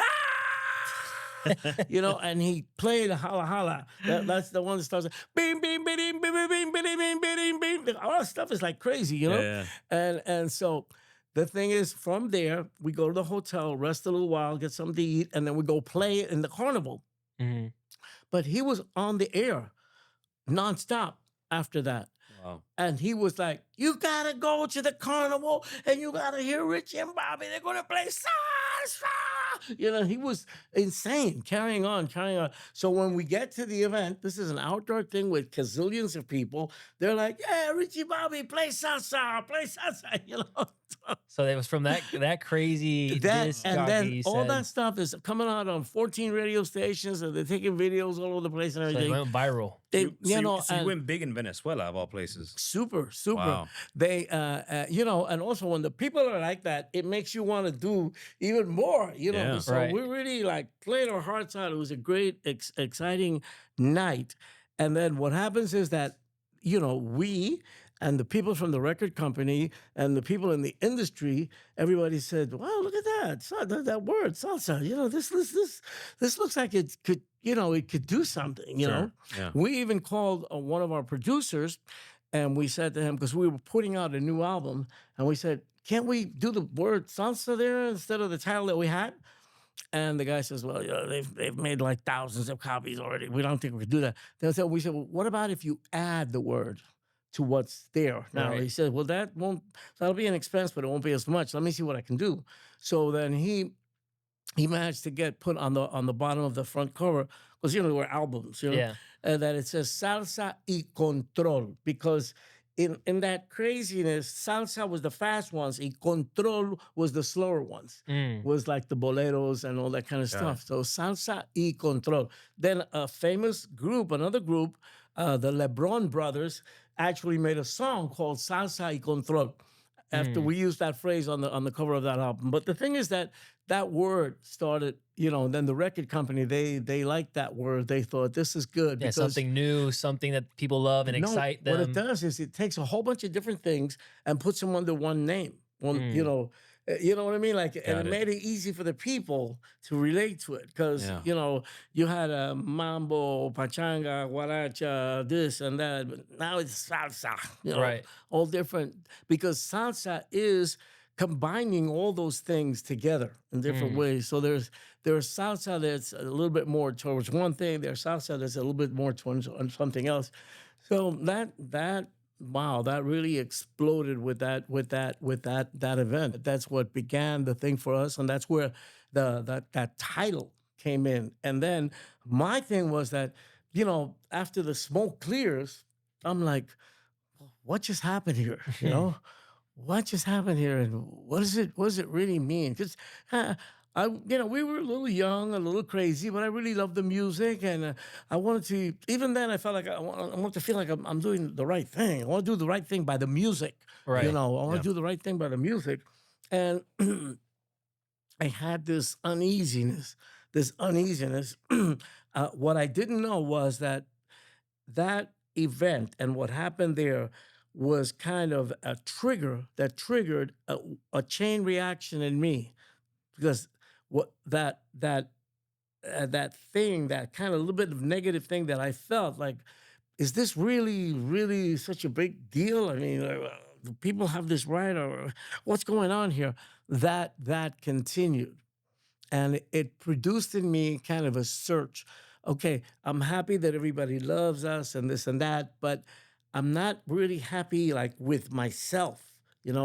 There's something missing here. There's some kind of an emptiness. And then I say now that God permitted a few things to happen. And one of them was that one good thing I got from Pacifico Maldonado, my dad, was that he was very money conscious, and he taught me about compound interest and how you How to invest, yeah. you invest, you develop what comes in, so that at the end you can have what you need to have a good, Yeah. Be life set at the for end. life, yeah. Absolutely. And so I talked to Bobby about, well, why don't we get a nightclub? Because I thought, now we have a name, we could name it after us, and and it could be like, everybody who likes us, they'll come to the nightclub and this and that. Bobby kind of liked the idea. He wasn't too crazy about it. He said, well, okay, let's do it, but I'm going to let you handle that. He wanted me to handle that more. And I said, well, I don't know anything about that, but yeah, let's do it. I didn't know that, for example, the place that we bought it had existed for a while, and there were a bunch of gangsters that, Wow. that It was in New York? No, it was in Puerto Rico. Puerto Rico.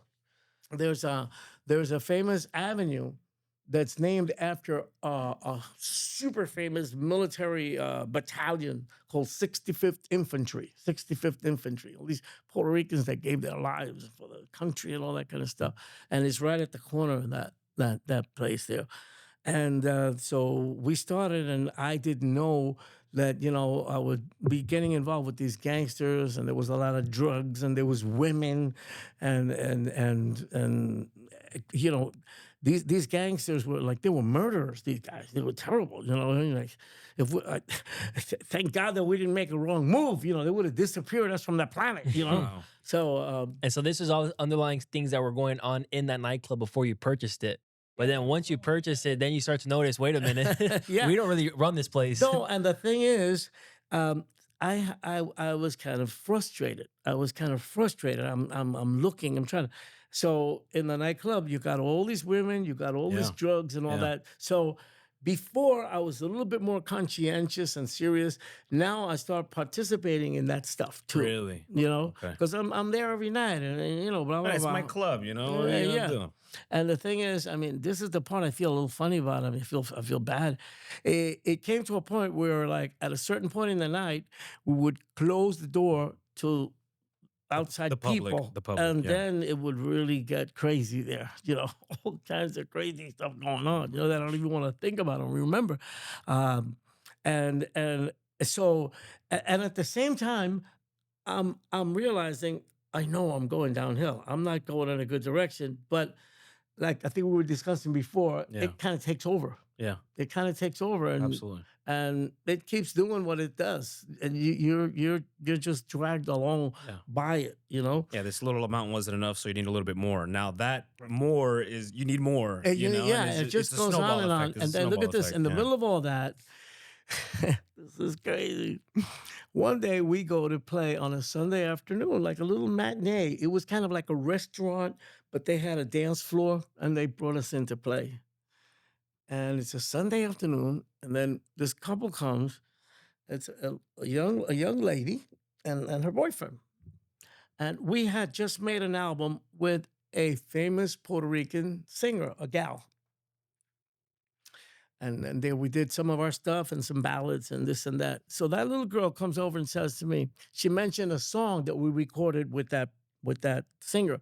She says, "You recorded Yo sé que te amo, You sé que te amo with Nidia, but I sing it better than her." Mm. This kid, like a snotty little girl, she's like 17, And so Bobby found that it was funny. So when we go back up after our break, Bobby tells the people, "Well, I have this young lady here, and she says that she sings such and such a song better than Nidia Caro. What do you think? You want to, yeah, let her sing." Yeah. And it's a duo, but it's, again, we do things we know exactly what we're doing. It's one of those male-female duos that by the time it's done, the passion and the thing of it leaves people like, oh, that type of Gasping thing. for air. And Right. she really, really got into it, Wow. because the thing is, Bobby is a tenor, but he's not too. Some tenors are like, they give you a headache, like he's a tenor, but he retains a nice sound, even on the top notes. Mhm. What happens is that she is what they call a mezzo soprano. She's a soprano, but soft on the top, Mm. not She's not belting. yeah. Right. And so when they come to the end of the song, it's a beautiful harmony, but with a lot of passion, Then it ends like, te amo, like really passionate, And so they did the song, and people went absolutely insane. Wow. People absolutely insane. Then the next thing you know, wherever we went to play, the little girl would show up, and she would sing the song, and everybody loved it. So what we started adding songs for her to sing. There you go. Why not? And then her boyfriend disappeared at one point. She would come, without that guy. Really? And eventually she actually became part of the group. Check that out. She actually became part of the group. And what I didn't know was going to happen is like we'd be putting together. See, she was kind of she had all this passion because she had studied tangos. And the tango is really emotional. It's like opera. Like the opera singers, they commit suicide, they cut their veins, it's very, very dramatic. And she had a beautiful voice. So I would be rehearsing with her and Bobby, another song, whatnot. And as we're rehearsing, I'm getting chills. And I'm feeling all kinds of crazy stuff that I never felt before. Right. But and so what happened was, this is crazy. I didn't realize it, but I'm falling in love with this kid. I'm falling in love with this little girl because of her voice, because of her talent. In other words, that the natural talent that she has is reaching me. And I'm working on these songs with Bobby. They're coming out beautiful and they're blowing people away. All these duos. Finally, I remember we still had the club and all that stuff. And I spoke to her and we kind of started to get together. And I was feeling like, well, that emptiness that I had been feeling, now it's It's being filled by her. That void has been filled. and now everything, my life is coming together. Now it's complete. Yeah. But I ended up like, there's a famous clown in opera, his name is Pagliacci, and his life, just things like never work out, never work out. So they would hire him and he would put everybody to laugh like crazy. But as soon as he's through with his performance, he would go to his dressing room to take off his makeup and he would cry. And that's when he says, Pagliacci, that's how it comes out in the opera. You know what I mean? Right. Well, I was feeling like Pagliacci. I was feeling like, like things don't add up. What happened was that one day she says to me, you know what, Richie? I'm young. I want to travel the world. I want to get to know people. I got to do stuff. You need a woman that will be the mother of your children. I'm not exactly what you need. And you're not exactly what I need. Right. So like what's happening here, it doesn't make sense. Yeah. And I had to agree with her, Right. But that on top of everything else was like, there it is. I'm Pagliacci. Back again. It comes, and now I start feeling like there's no happiness for me. Like, everything, I'm king of salsa and I'm empty. I try to make this work. You know what I mean? Like things kept happening like that. Things kept happening like Right. that. And let me tell you guys, there comes a point where the devil comes into your head and you lose it. Yeah. You lose it. Absolutely. I kept going down, down, down, getting worse because as all that's going on, doing a little bit more booze, a little bit more marijuana, a little bit more cocaine, and it happened to me a few times that I would forget to get paid for gigs. Wow. I had one guy call me and he says, listen, Richie, I have your check here for 6 months. If you want, I'll keep it. I'll go to Europe. I'll have a great time. You know what I mean? Like, but we were making so much money that I didn't miss that. I paid everybody and everything. And it was crazy. It was crazy. It was crazy. So at that time, right? Because again, this all started way back at 7 years old when your dad says, all right, pick an instrument because we want you to, this is what you're going to be focusing on for the rest of your life. How was your dad at this point when he finally sees that his son reached this level of success that he really tried to get you to get the whole time? Well, remember, it didn't go the way he wanted. Right, because He wanted to see me playing a piano concerto with a symphonic orchestra. Right. You know what I mean? Yeah.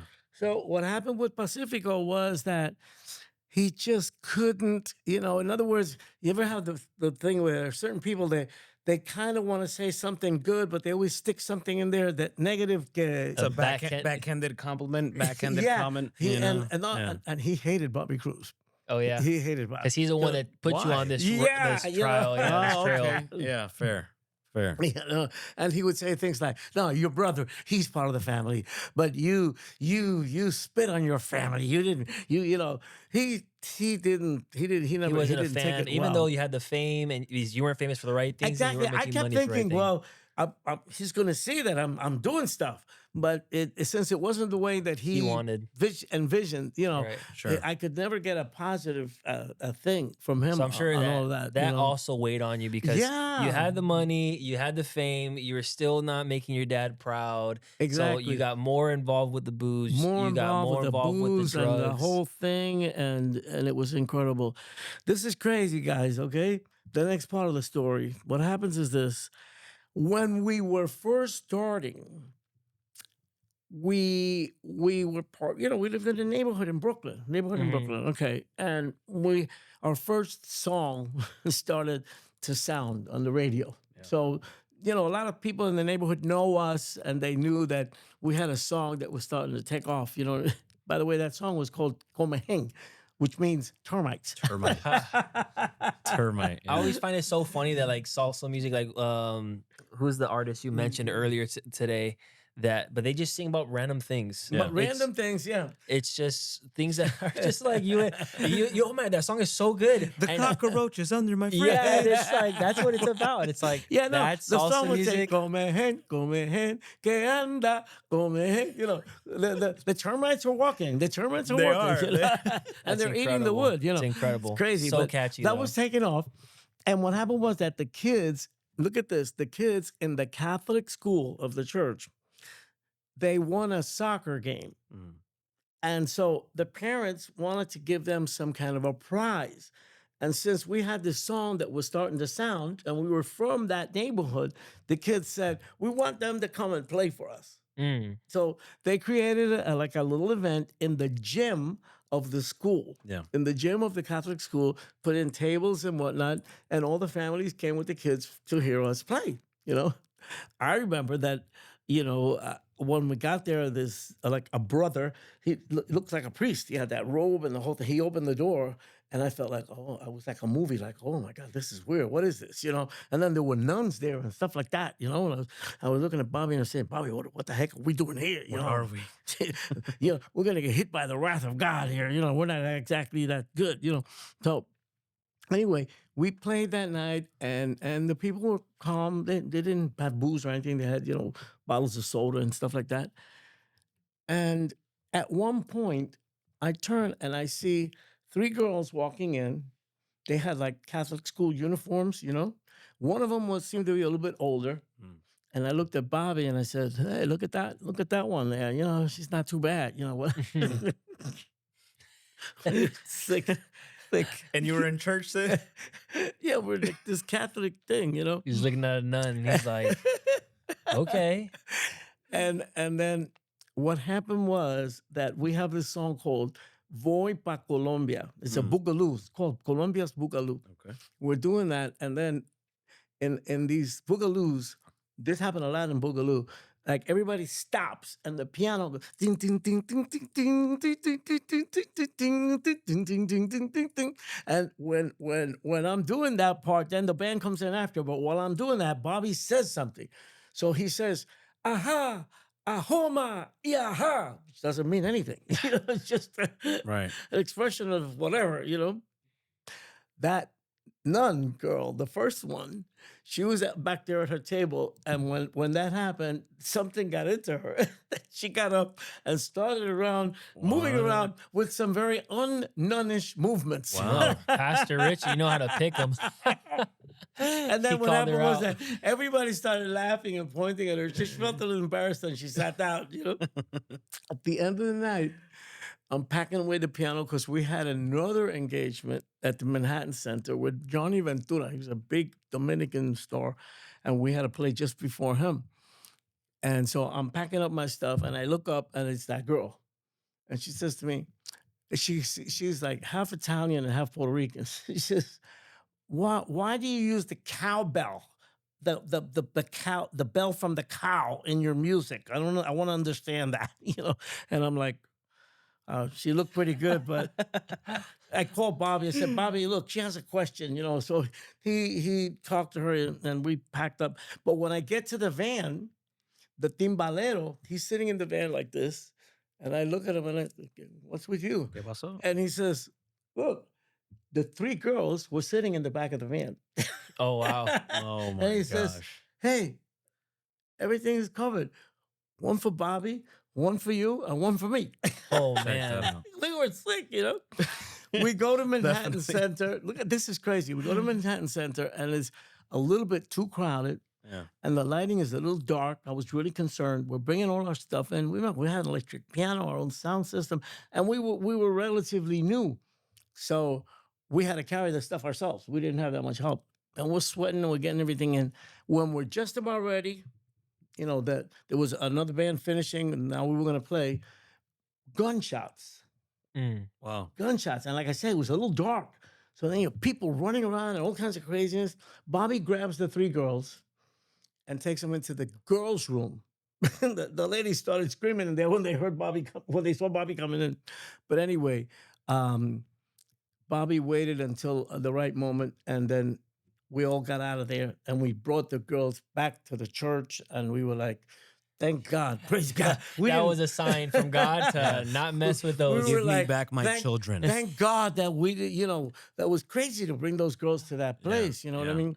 But the thing was that same girl, she contacted us later on because, I don't know, it was like a crazy God thing. She said, after that night, I realized that, you know, the whole thing with the convent wasn't really for me. And she had a conversation with the Mother Superior and everything. And she said, when I spoke to the Mother Superior, I felt that was really right for her, but it wasn't really right, you know, for me, she said.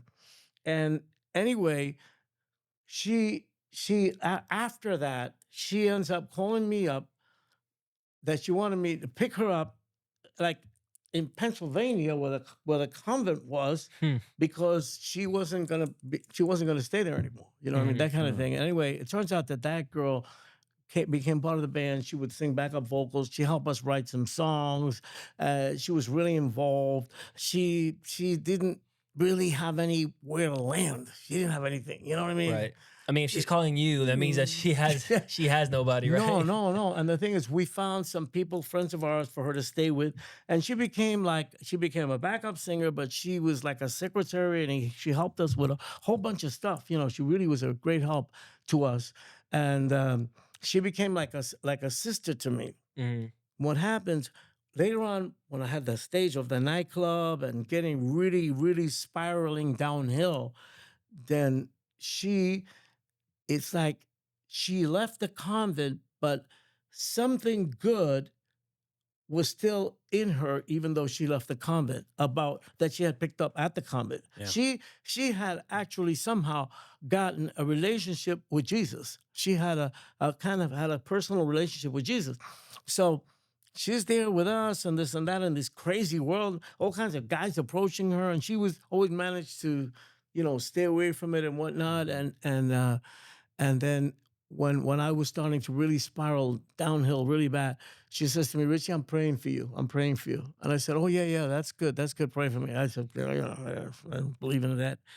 But she was praying for me. And then eventually she invited me to a church. She started inviting me to this church. And I would kind of blow her off for a while. And then I finally had to say, "But okay, I'll go. If you'll just leave me alone." Right. You know what I mean? Yeah. And then the thing is that when I went, it was weird, but something happened. It was like a carport of a house. Hmm. You know, it was like some people from a church, but they would have on Wednesday night, they would have that A little meeting. Bible study in somebody's Yeah, house. that type of thing at the carport. And then the guy that spoke that night had been a singer in a band, and the Lord touched him. So his testimony kind of like, oh, look at what happened with this guy. Yeah, what are the chances that the one night that you go that Yeah, God uses yeah. this guy to speak his testimony with a Yeah, musical and then background? the thing is, he wanted to do an altar call, and I wanted to get out of there, but they had me cornered. I couldn't get out. You know, I couldn't. There was no way I could get out of there. So then what happened was I ended up standing up, and I said, and I didn't know I was going to do that. I said, okay, so listen, I guess you want to pray for me or something like that, you know, and I'm just ranting on like an idiot, you know, but then I finally said, yeah, well, so if you want to pray for me, go ahead. I'm not afraid. You know, I don't know Right. what the heck got into me, you know? So these nice little old ladies came over to me and they said, okay, Brother Richie, kneel down. And they started praying. They were Pentecostal. So they were praying in great. I thought they were praying in Arabic. You know, they were super emotional, Wow. super Right. carrying on. But what I didn't expect was that it started to get to me. You know what I mean? I started sweating and and then one of the ladies, she came to my ear and she said, listen, Brother Richie, the Holy Spirit is dealing with you right now. What you need to do is just relax, let God work in your life, and ask God to come into your heart and to give you a new life. Accept Jesus as your Savior. Mm. You know, and I, yeah, my head was a million miles an hour, but I did kind of pray because what I thought in myself was, Lord, I think, God, if you're there or whatever, I think these people are crazy. You know what I Right. mean? I mean, they're really cranked up. I would have to smoke at least 4 marijuana cigarettes to get to where they are. You know what I Right. mean? And they haven't smoked anything. So I don't know what the heck is going on here. But I do know one thing. They have a confidence and a joy and a firmness that what they have is real. I wish I could feel like that about anything in life, you know? Yeah. I wish I could feel that. You So, know, something I want to note, because I think that in this generation of like church and what people are starting to do at church and the production, and they try to tailor the message and the worship and even everything that is the production value to look like kind of like the world. Like, how are we gonna attract the world if we're too holy macaroni, right? Is yeah, what yeah, is what yeah. a lot of churches think nowadays. But in your testimony, what I love is the fact that these women did not try to cater to No. your ignorance in the Lord, and they're like, we're gonna pray for this guy. We're gonna go all out. We're gonna really, we're gonna do what the Bible says. And even though to you it was weird, you knew it was real. I knew that they were real. I knew that they were Right. being sincere. What happens? Like I say, it was a carport, so it was a home. Right. It was a sister from the church, and she would have that meeting at her home. So, but the thing is, when the meeting ended, they prayed for me and everything, and I just I felt they were not trying to shove a Bible down my throat. Hmm. I felt that they loved me, and they were trying to be nice and to kind of help me along. I mean, whatever. After the meeting, it's okay. Everybody goes into the house. They got chocolate, they got cookies, they got all kinds of goodies, It's a buffet. and everybody's very friendly and nice. Wow. Nobody was holding macaroni. They were just very friendly. And I really felt good. I said, man, I haven't felt this kind of nice in a long Like a time. wholesome gathering So where no alcohol, nothing like no drugs. much different from the nightclub, Right. And the thing is that the girl, Alice, she also, they also prayed for her that night, So she also had like a new boost, in her spiritual thing. You know what I mean? And what can I say? That night really got things going on that side in my life. I didn't understand beans. I didn't really understand anything what was going on. I mean, before that, the devil was already working in my mind, and what I was kind of the way I was leading was that the problem with my life was that girl, the singer, when we broke up, she's the reason that I'm so miserable, like blah blah blah, and I might want to maybe do harm to her or something, you know what I mean? So the Lord came in with this other thing just in time, and then after that, I visited the church where they were all from, and bit by bit, I would relate to some of these people and this and that, and started visiting other churches. I had another great experience at another church, which actually was the church where I met the gal that was going to be my future wife. Yeah. You know, Angie. she sang in the choir in that one. And when I saw those girls singing in the choir, I was like, wow, Lord, I want something like that. Like I'd never seen anything like it. And then after that, the next thing that happened was this humongous crusade where they were bringing in Nikki Cruz, the evangelist, to Puerto Rico. And then the girl that had been a nun, she started getting on me like, you need to go to that crusade. Nikki, he was a gangbuster and he's with the Lord and you need to hear him and blah, blah, blah. And I went to the crusade, he was going to be in Puerto Rico for 3 nights. I could only go to one of them because we were still working, Right. still doing gigs and stuff. I went to, and then I went forward. I went forward. I received the Lord again that Amen. night, you know? Amen. And then they prayed for me, and Nikki came, and he was very friendly, and he signed a Bible for me and whatnot, and we exchanged phone numbers and all that. And so what happened was that after that, it was a little process, one event after another, you know, that were just getting me closer and closer. And then in that process, there came a point where I said, you know what, I think this is it. I think this was what was What you were missing in my missing. life. And I want to really, really go look into this. And I want to tell you something. When that happened, I thought, you know, the music is not that important. You know, I said, because I had the fame, I had everything that the world could offer, and I felt empty. So, you know, I think now with this, you know, actually at first I thought that the whole music component was gone. You thought that you were like, because you couldn't do salsa and be a Christian is what you're thinking. No, I thought, you know, but then what happened was actually through Nikki, because we'd get together every so often. I learned that there's a whole music component in Christianity, Mhm. and that kind of I said like, oh, really? What's that all about? You know what I Right. mean?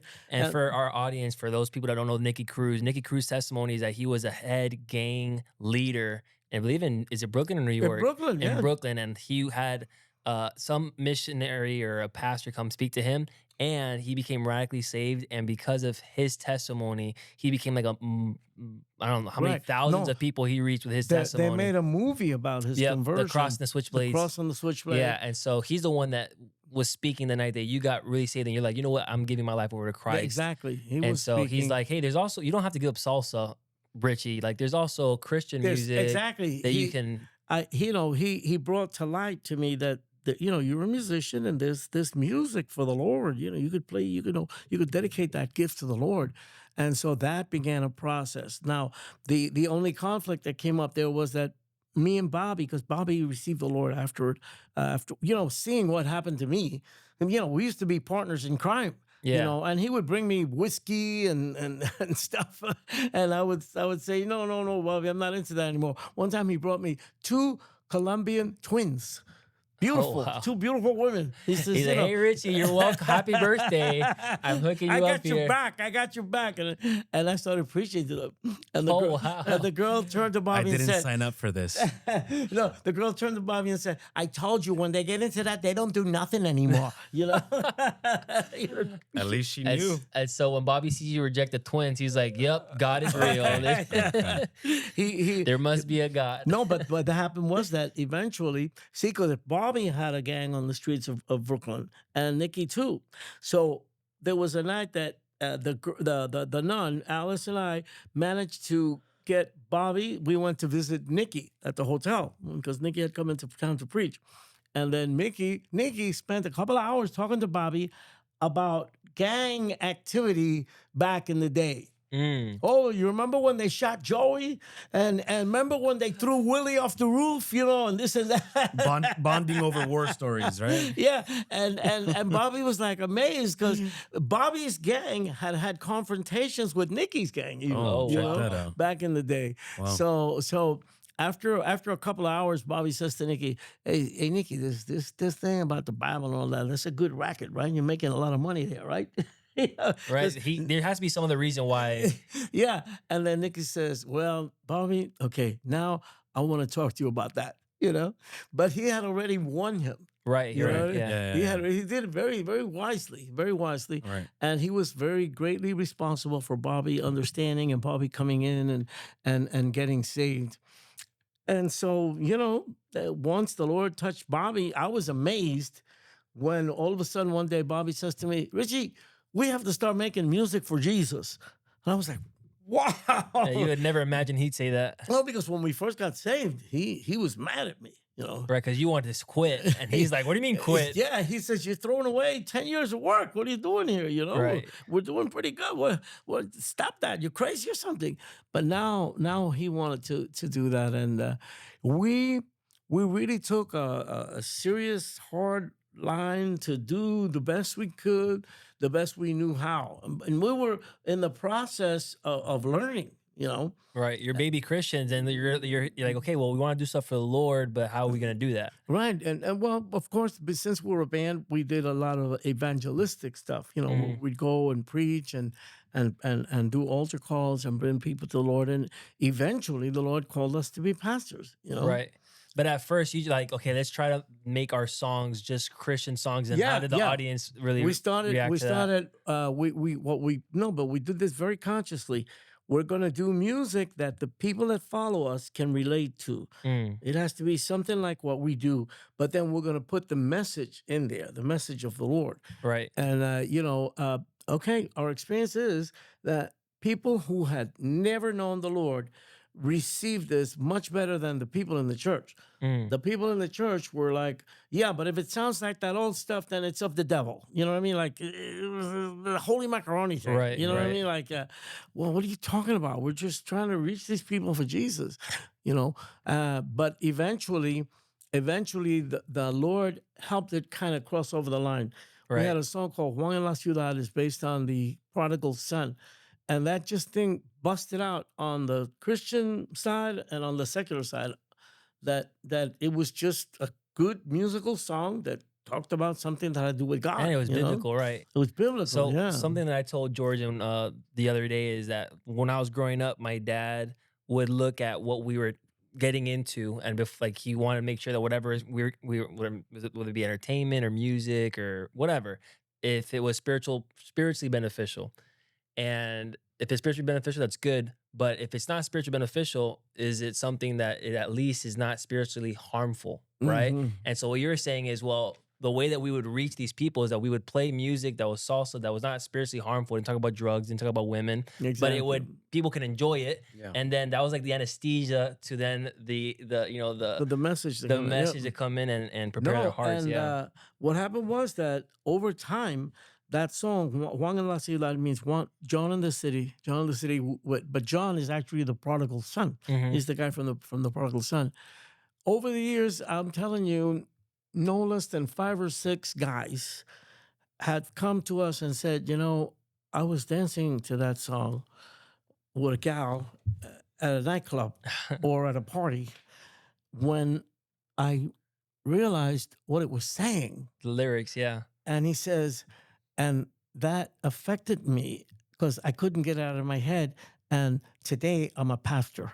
Amen. Oh wow. That's yeah, awesome. people were like converted with that song. You know, we never expected that. Yeah, you can't put limitation on God. God can reach people through any medium, right? It could be Yeah. through a song, through God could use anything to reach somebody. we know because you know Christian music is very popular and it's very powerful. Mhm. When you combine the message of the song with the melody, that creates something really strong. You know Yeah. that reaches people, and you know but I'll tell you today, you know, me and my wife Angie, we've never had kids, and I always think if I were to have a son, I would really be concerned about him getting into music because the thing is, for example, there are oh my God, 5 or 6 bands that they've dedicated themselves to play our stuff.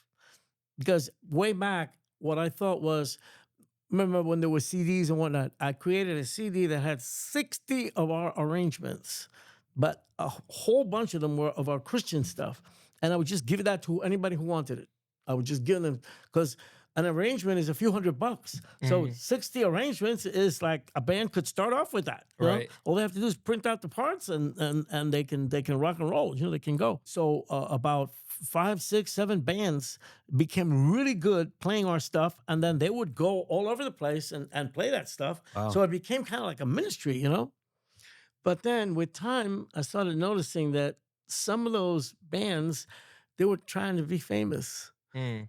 You know what I mean? They were trying to be famous, and it's kind of like it's so simple, so easy to get off track with where is the Lord really at, and where does the Lord want us to go here? Right. You know what I mean? And as we know, today there have been a lot of important, big, multi-million-dollar Christian ministries, music ministries that they've gone south. They've gone downhill. You know what I mean? Because there's something about when the whole world is clapping it's very easy for the devil to come in and push the wrong buttons, you know? Yeah, Yeah. because it's that, and that saying I love is, it's the problem is not when you have things, right? Because it's good to have things. The problem is when the things have you. And so when you're starting off with nothing, it's easy to follow God when you have like $10 in your pocket, right? Because what do you need God? You're rock bottom. You're like, God, I Yeah. need money. I need. How am I gonna pay for my bills? But once you have all the bills, the nice house, the nice cars, anything you could ever want, now you stop needing God, Right. and so you start to, okay, well, I could, And you know, mess and you around. start thinking, well, you know, I'm a pretty cool guy myself, you know. Yeah.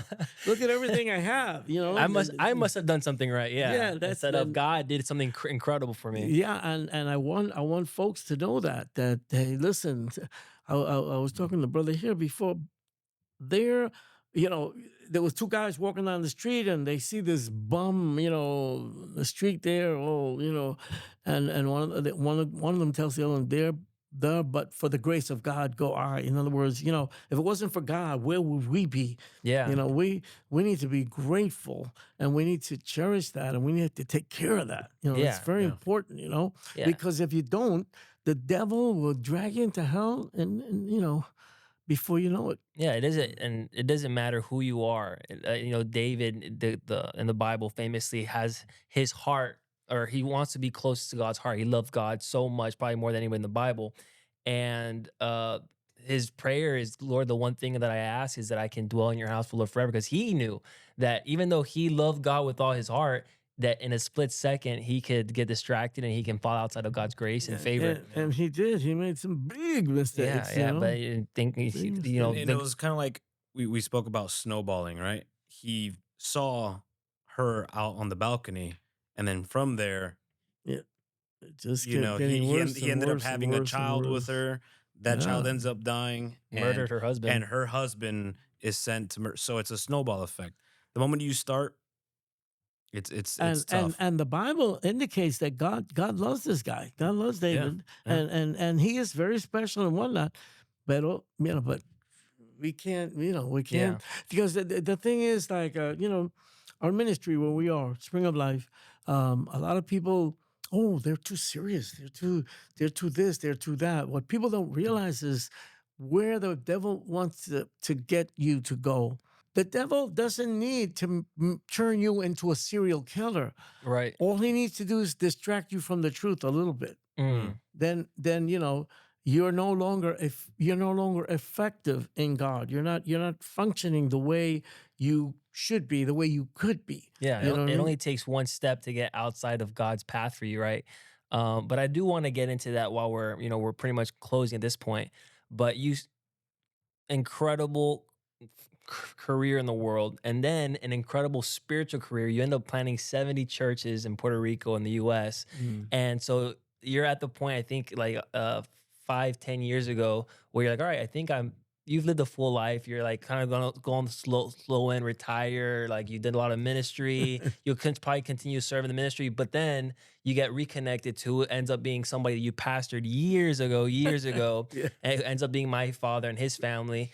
And he calls you up and you get introduced to the What is a Man message. Man. And I don't know if you've kept tabs on what ended up happening to the Molina family after you pastored them years ago, but what was that like, and what was the right, because now you're pretty much doing What is Man ministry full time. You're part of the church.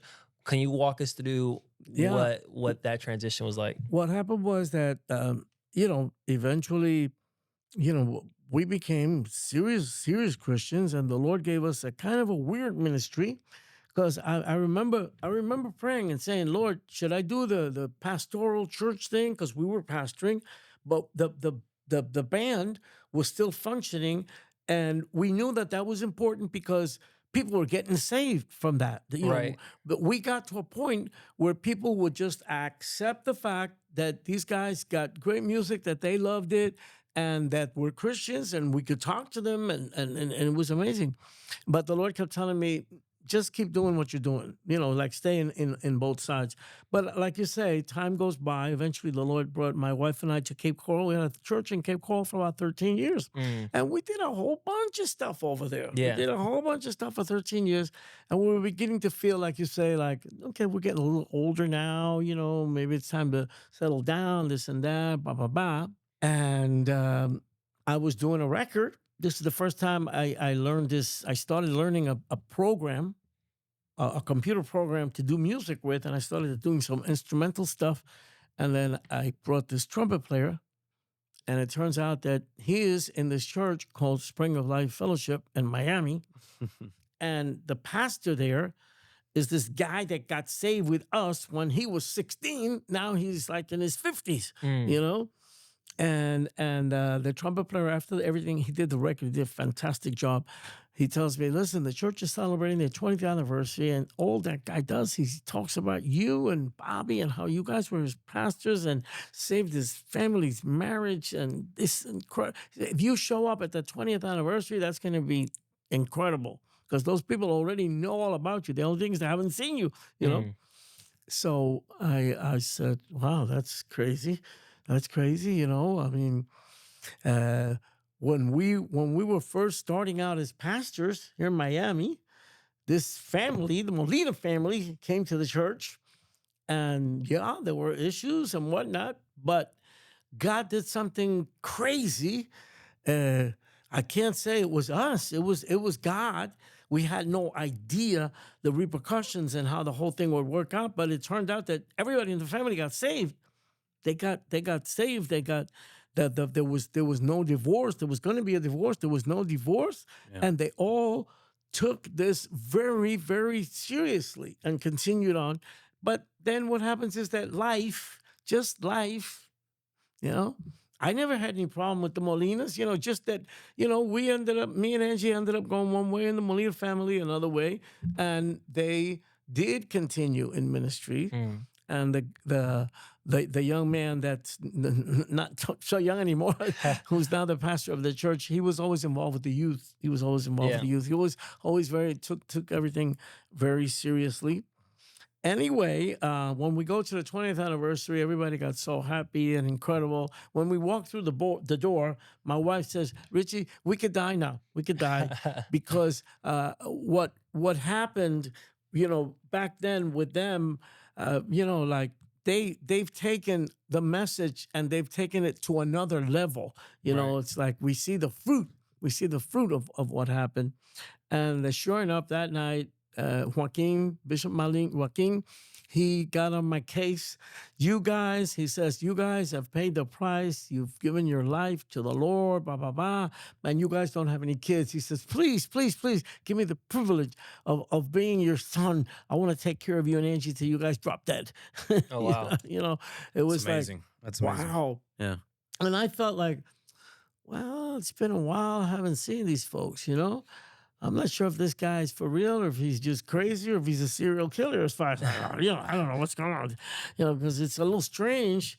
It's a weird ass to come to an anniversary and then some guy say, hey, can you please let me retire you? Yeah. Yeah. No, but then one thing that my wife and I have is like, when in doubt, pray. Right. Pray. So we started praying about it.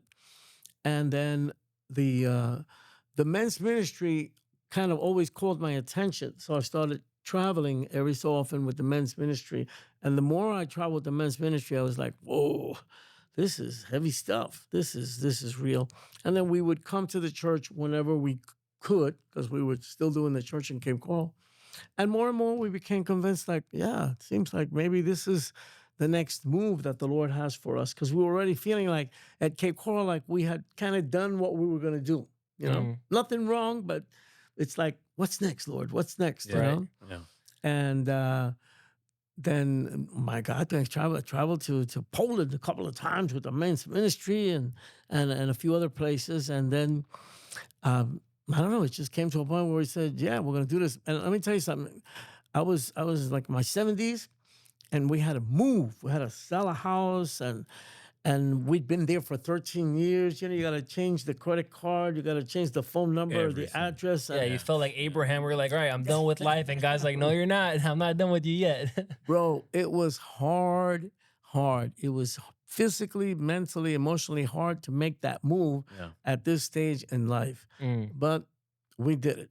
And that's one thing. It kind of like, I don't know, I praise the Lord because since I came to the Lord, you know, at first it looks like, you know, Richie Ray, the band, the fame, the whole thing. I thought that was all going to go out the window. Right. I saw myself playing a tambourine in the back of a Pentecostal church, happy as all heck. Right. You know what I mean? That's what I thought. Yeah. That's what I thought was going to happen. Then the Lord showed me, no. The music is there for a purpose, for a reason. You know, I saw that. But, you know, we said, we're going to do this. We're going to do this. And we did it. We sold the house. We came. And you're And still now, doing it. Yeah. Here I am. I turned 80 years old. And I say, it's, you know, when you're in this, you get to love the way of the Lord, and you love ministry and being active. I'm so happy because I'm fully plugged in. Wife and I are really busy in the ministry with you know, we have a prayer meeting, we do stuff, and we're really busy. We're still traveling with the men's ministry, but the weight of the whole thing is on that younger guy. Yeah.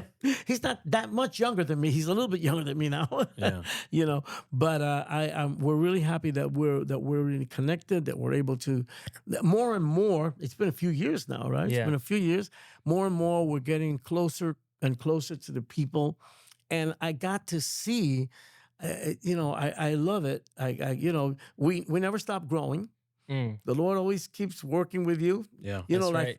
you made it to this step, and then He says, "Now I'm going to show you the next step." Right. And you just keep moving, and I feel so fulfilled and happy. It's been a great experience, and at this stage, more than you know, like I never had kids. So you know, Bishop Joaquin, he's a great father because he had 4 kids. You know what I Yeah. mean? So like just having that experience, that trains you, and that you know. But what's happening is that now the Lord is showing me that all the experiences that we have lived, they count for something. Yeah. And I'm so happy that at this stage I can encourage people that are younger than me, especially like people that like music and whatever, and also just anybody in the ministry. So we're getting closer and closer to all the families and the marriages and people. And Yeah. what the Lord has put in my heart is I don't want to do something like from another planet. I want to help people to see the basic things, and that, you know, the foundation of their Christian life is good. Because if the foundation is good, then the building will stand well. You know, that's what we're working on. You know, right now, like this coming Sunday, I'm going to be speaking about how Peter was tested. He was tested, Yeah. but he loved the Lord, and he hung on the Lord. Yeah. And so that test helped him. That helped him to grow. It helped him to mature. It helped him to go into the role that God already had prepared for him. Yeah. You know, Absolutely. so you know, I like to talk about, you know, basic stuff. Yeah, 'Cause practical on the ground things On that the people can ground. apply to their lives today. no holy macaroni, down to earth. Because a lot, you know, some people, they want to bring a message that nobody else has, a revelation that I have. When you see that could go left field any minute now. Yeah. You know what I mean? Absolutely. 100%. I know exactly what you're talking about. How about CDs, music, anything that you Right, where can people find Well, that? we have the website. It's richieray.com. Richieray.com. It's very real simple, and there's some stuff there. There's also an autobiography. It's called Richie Ray and the King of Salsa and His Own Words. Just a simple, easy read book. Right now it's in Spanish, but very soon, any minute now, we're gonna have the English. We're gonna have that. Awesome. Yeah, very maybe soon. by the time this episode comes out. Amen. And Yeah. so, yeah, again, there's so much to unpack in your life, and we just scratched the surface. And I would really love to have you back in another episode, and we'll talk about. We focus a lot about the beginning before BC, before Christ, but I'm sure there's, 70 different churches and all pastoral years. I'm Yeah. sure there's a ton of stories there we'd love to get into in the future episodes. But one last thing. before we end this episode, one piece of advice, right? Because you lived it all. You lived the top 0.1%, right? You had the fame. You started from very humble beginnings. What would your piece of advice be for somebody starting out? Maybe an artist, maybe somebody that's just very passionate about something, just something to encourage somebody. Right. Okay. Well, here's what is coming clearer to me every day. This is becoming clear to me every single day. And that is that, and it's something that I've been telling people for years. If people can look at Christ and walk toward him in a spirit of humbleness, humility and obedience, if you can walk that way, everything is going to work out fine. Everything is going to work out fine. There's a book called The Pilgrim's Progress, and this guy's name is Christian, and he's trying to move on, and he comes to this mountain, the mountain of difficulties. Life is hard, and there's one path that goes right up the middle, right up to the top, but it's called the narrow path. Narrow road, Not yeah. everybody's going to want to use that path. So there's other paths. One is called difficult, and another one is, I don't know what it is. But the thing is that in the book, what the guy brings out is that anybody who tries to take one of those other paths will never get there. They will never get there. Where you want to get is to the top of that mountain where God wants to take you. So I would say, you know what? The devil wants to blow your mind. You know what I mean? My wife and I were having some peace. We did a bunch of work in the house. It's hard when you're doing work in the house. I finally got everything done. You know what happened? We got termites. And she's she's highly allergic. What the devil wants to do is he wants to mess with your head so that you throw in the towel and go crazy. You know what I mean? No, let's do one day at a time. And we have to believe that whatever is happening, God has a reason for it. Yeah. We see that in Joseph and in the Bible, there's a reason for it. So chill, relax, don't lose your cool. Hang on to Jesus. Believe. Another thing I was talking to my wife today about, me da pena. I feel so bad for women. They think, oh, in Spanish we say, no me quiero quedar jamona. In other words, I don't want to end up with nobody. Well, see, all my girlfriends are getting married and everybody around me, and I don't want to end up alone. So first of all, they're not having faith in God. God has the guy for you. Right. You got to trust in God and wait on the Lord. And so then what happens is they end up, oh, well, here's Joe Schmo. Let me grab this guy because at least I won't be alone. Right. And then they're miserable. And then they'll come to the church and, oh, my husband is so this and that and this and that and this and that. And he's such a bum and he does it. Honey, you pick that guy. You pick the guy. You know what I mean? So we need to, how can I say? It is what it is. What the Bible says, what God says, that's good for us is what's good for us. That's right. So the best thing is to just take it easy. Yeah. A lot of times there's something in us that doesn't want to quite go that way. Right. But we need to just Humble and obedience. Humble and obedient. Walk toward Jesus. Look at him. Ask him to help you. Ask him to give you wisdom if you don't understand, and he will. That's what the Bible says. That's right. And just the rest hang in is there. up to him. Yeah. No, I know. Get connected to a serious, good church. If you can come to Spring of Life Fellowship, that'll be good. But it's not the only good church in the world. There are other churches. You may be far away. Yeah. You need to find a good Bible believing church near you. That you can get really connected with. Don't sit there watching your watch so that hoping that the service ends. No, get involved. Get involved in the church. Help out if you can somehow. You'll be blessed. That's right. You'll be blessed. And something that I loved about your testimony is the fact that even though you weren't Christian your whole life, you can see God's hand moving throughout your entire life. I You know that God was there and present and guiding you. And when the opportunity presented itself where God says, okay, will you accept me? You went head first. And that's that testimony. It could be anybody's testimony. Yeah. So I saw that. Wow, I had it all. And I was empty. right. So I said, the heck with this. I'm gonna go with what made me feel like this was what was missing. This was missing. Jesus. right. Jesus in your life. Amen. I agree. Amen. Thank you so much for coming on. We appreciate having you. Thank you guys. Absolutely. You guys are really I love, how we could talk so down to earth. You know what I Yeah, mean? absolutely. This is definitely not holy macaroni. No, It's no. feet on the ground. Yes, Because sir. Jesus is feet on the ground. Amen. Yeah. This is not He just came to us. religion. Yeah, This is life, right? Yeah. This is real life. that's true. Thank you guys, really. No, thank you so Thank much you. for happening, and I think this was awesome. It was. Until next time. Amen. All right. Till next Thanks you guys for listening. We'll catch you on the next episode. Later. Thanks for tuning in to the What is a Man podcast. We want to personally invite men of all ages to join our What is a Man Christian men's group meeting every Monday night at 8 p.m. starting September 1st, 2025. Over 100 men gather weekly, no matter the background, the age, or church affiliation, to grow in faith, character, and brotherhood. Location can be found in the description below, and for those unable to make it in person, you can catch the live stream on the What is a Man YouTube account. And if you haven't already, get your hands on the life-changing book, What is a Man by Joaquin G. Molina, available now at Amazon and at whatisaman.com.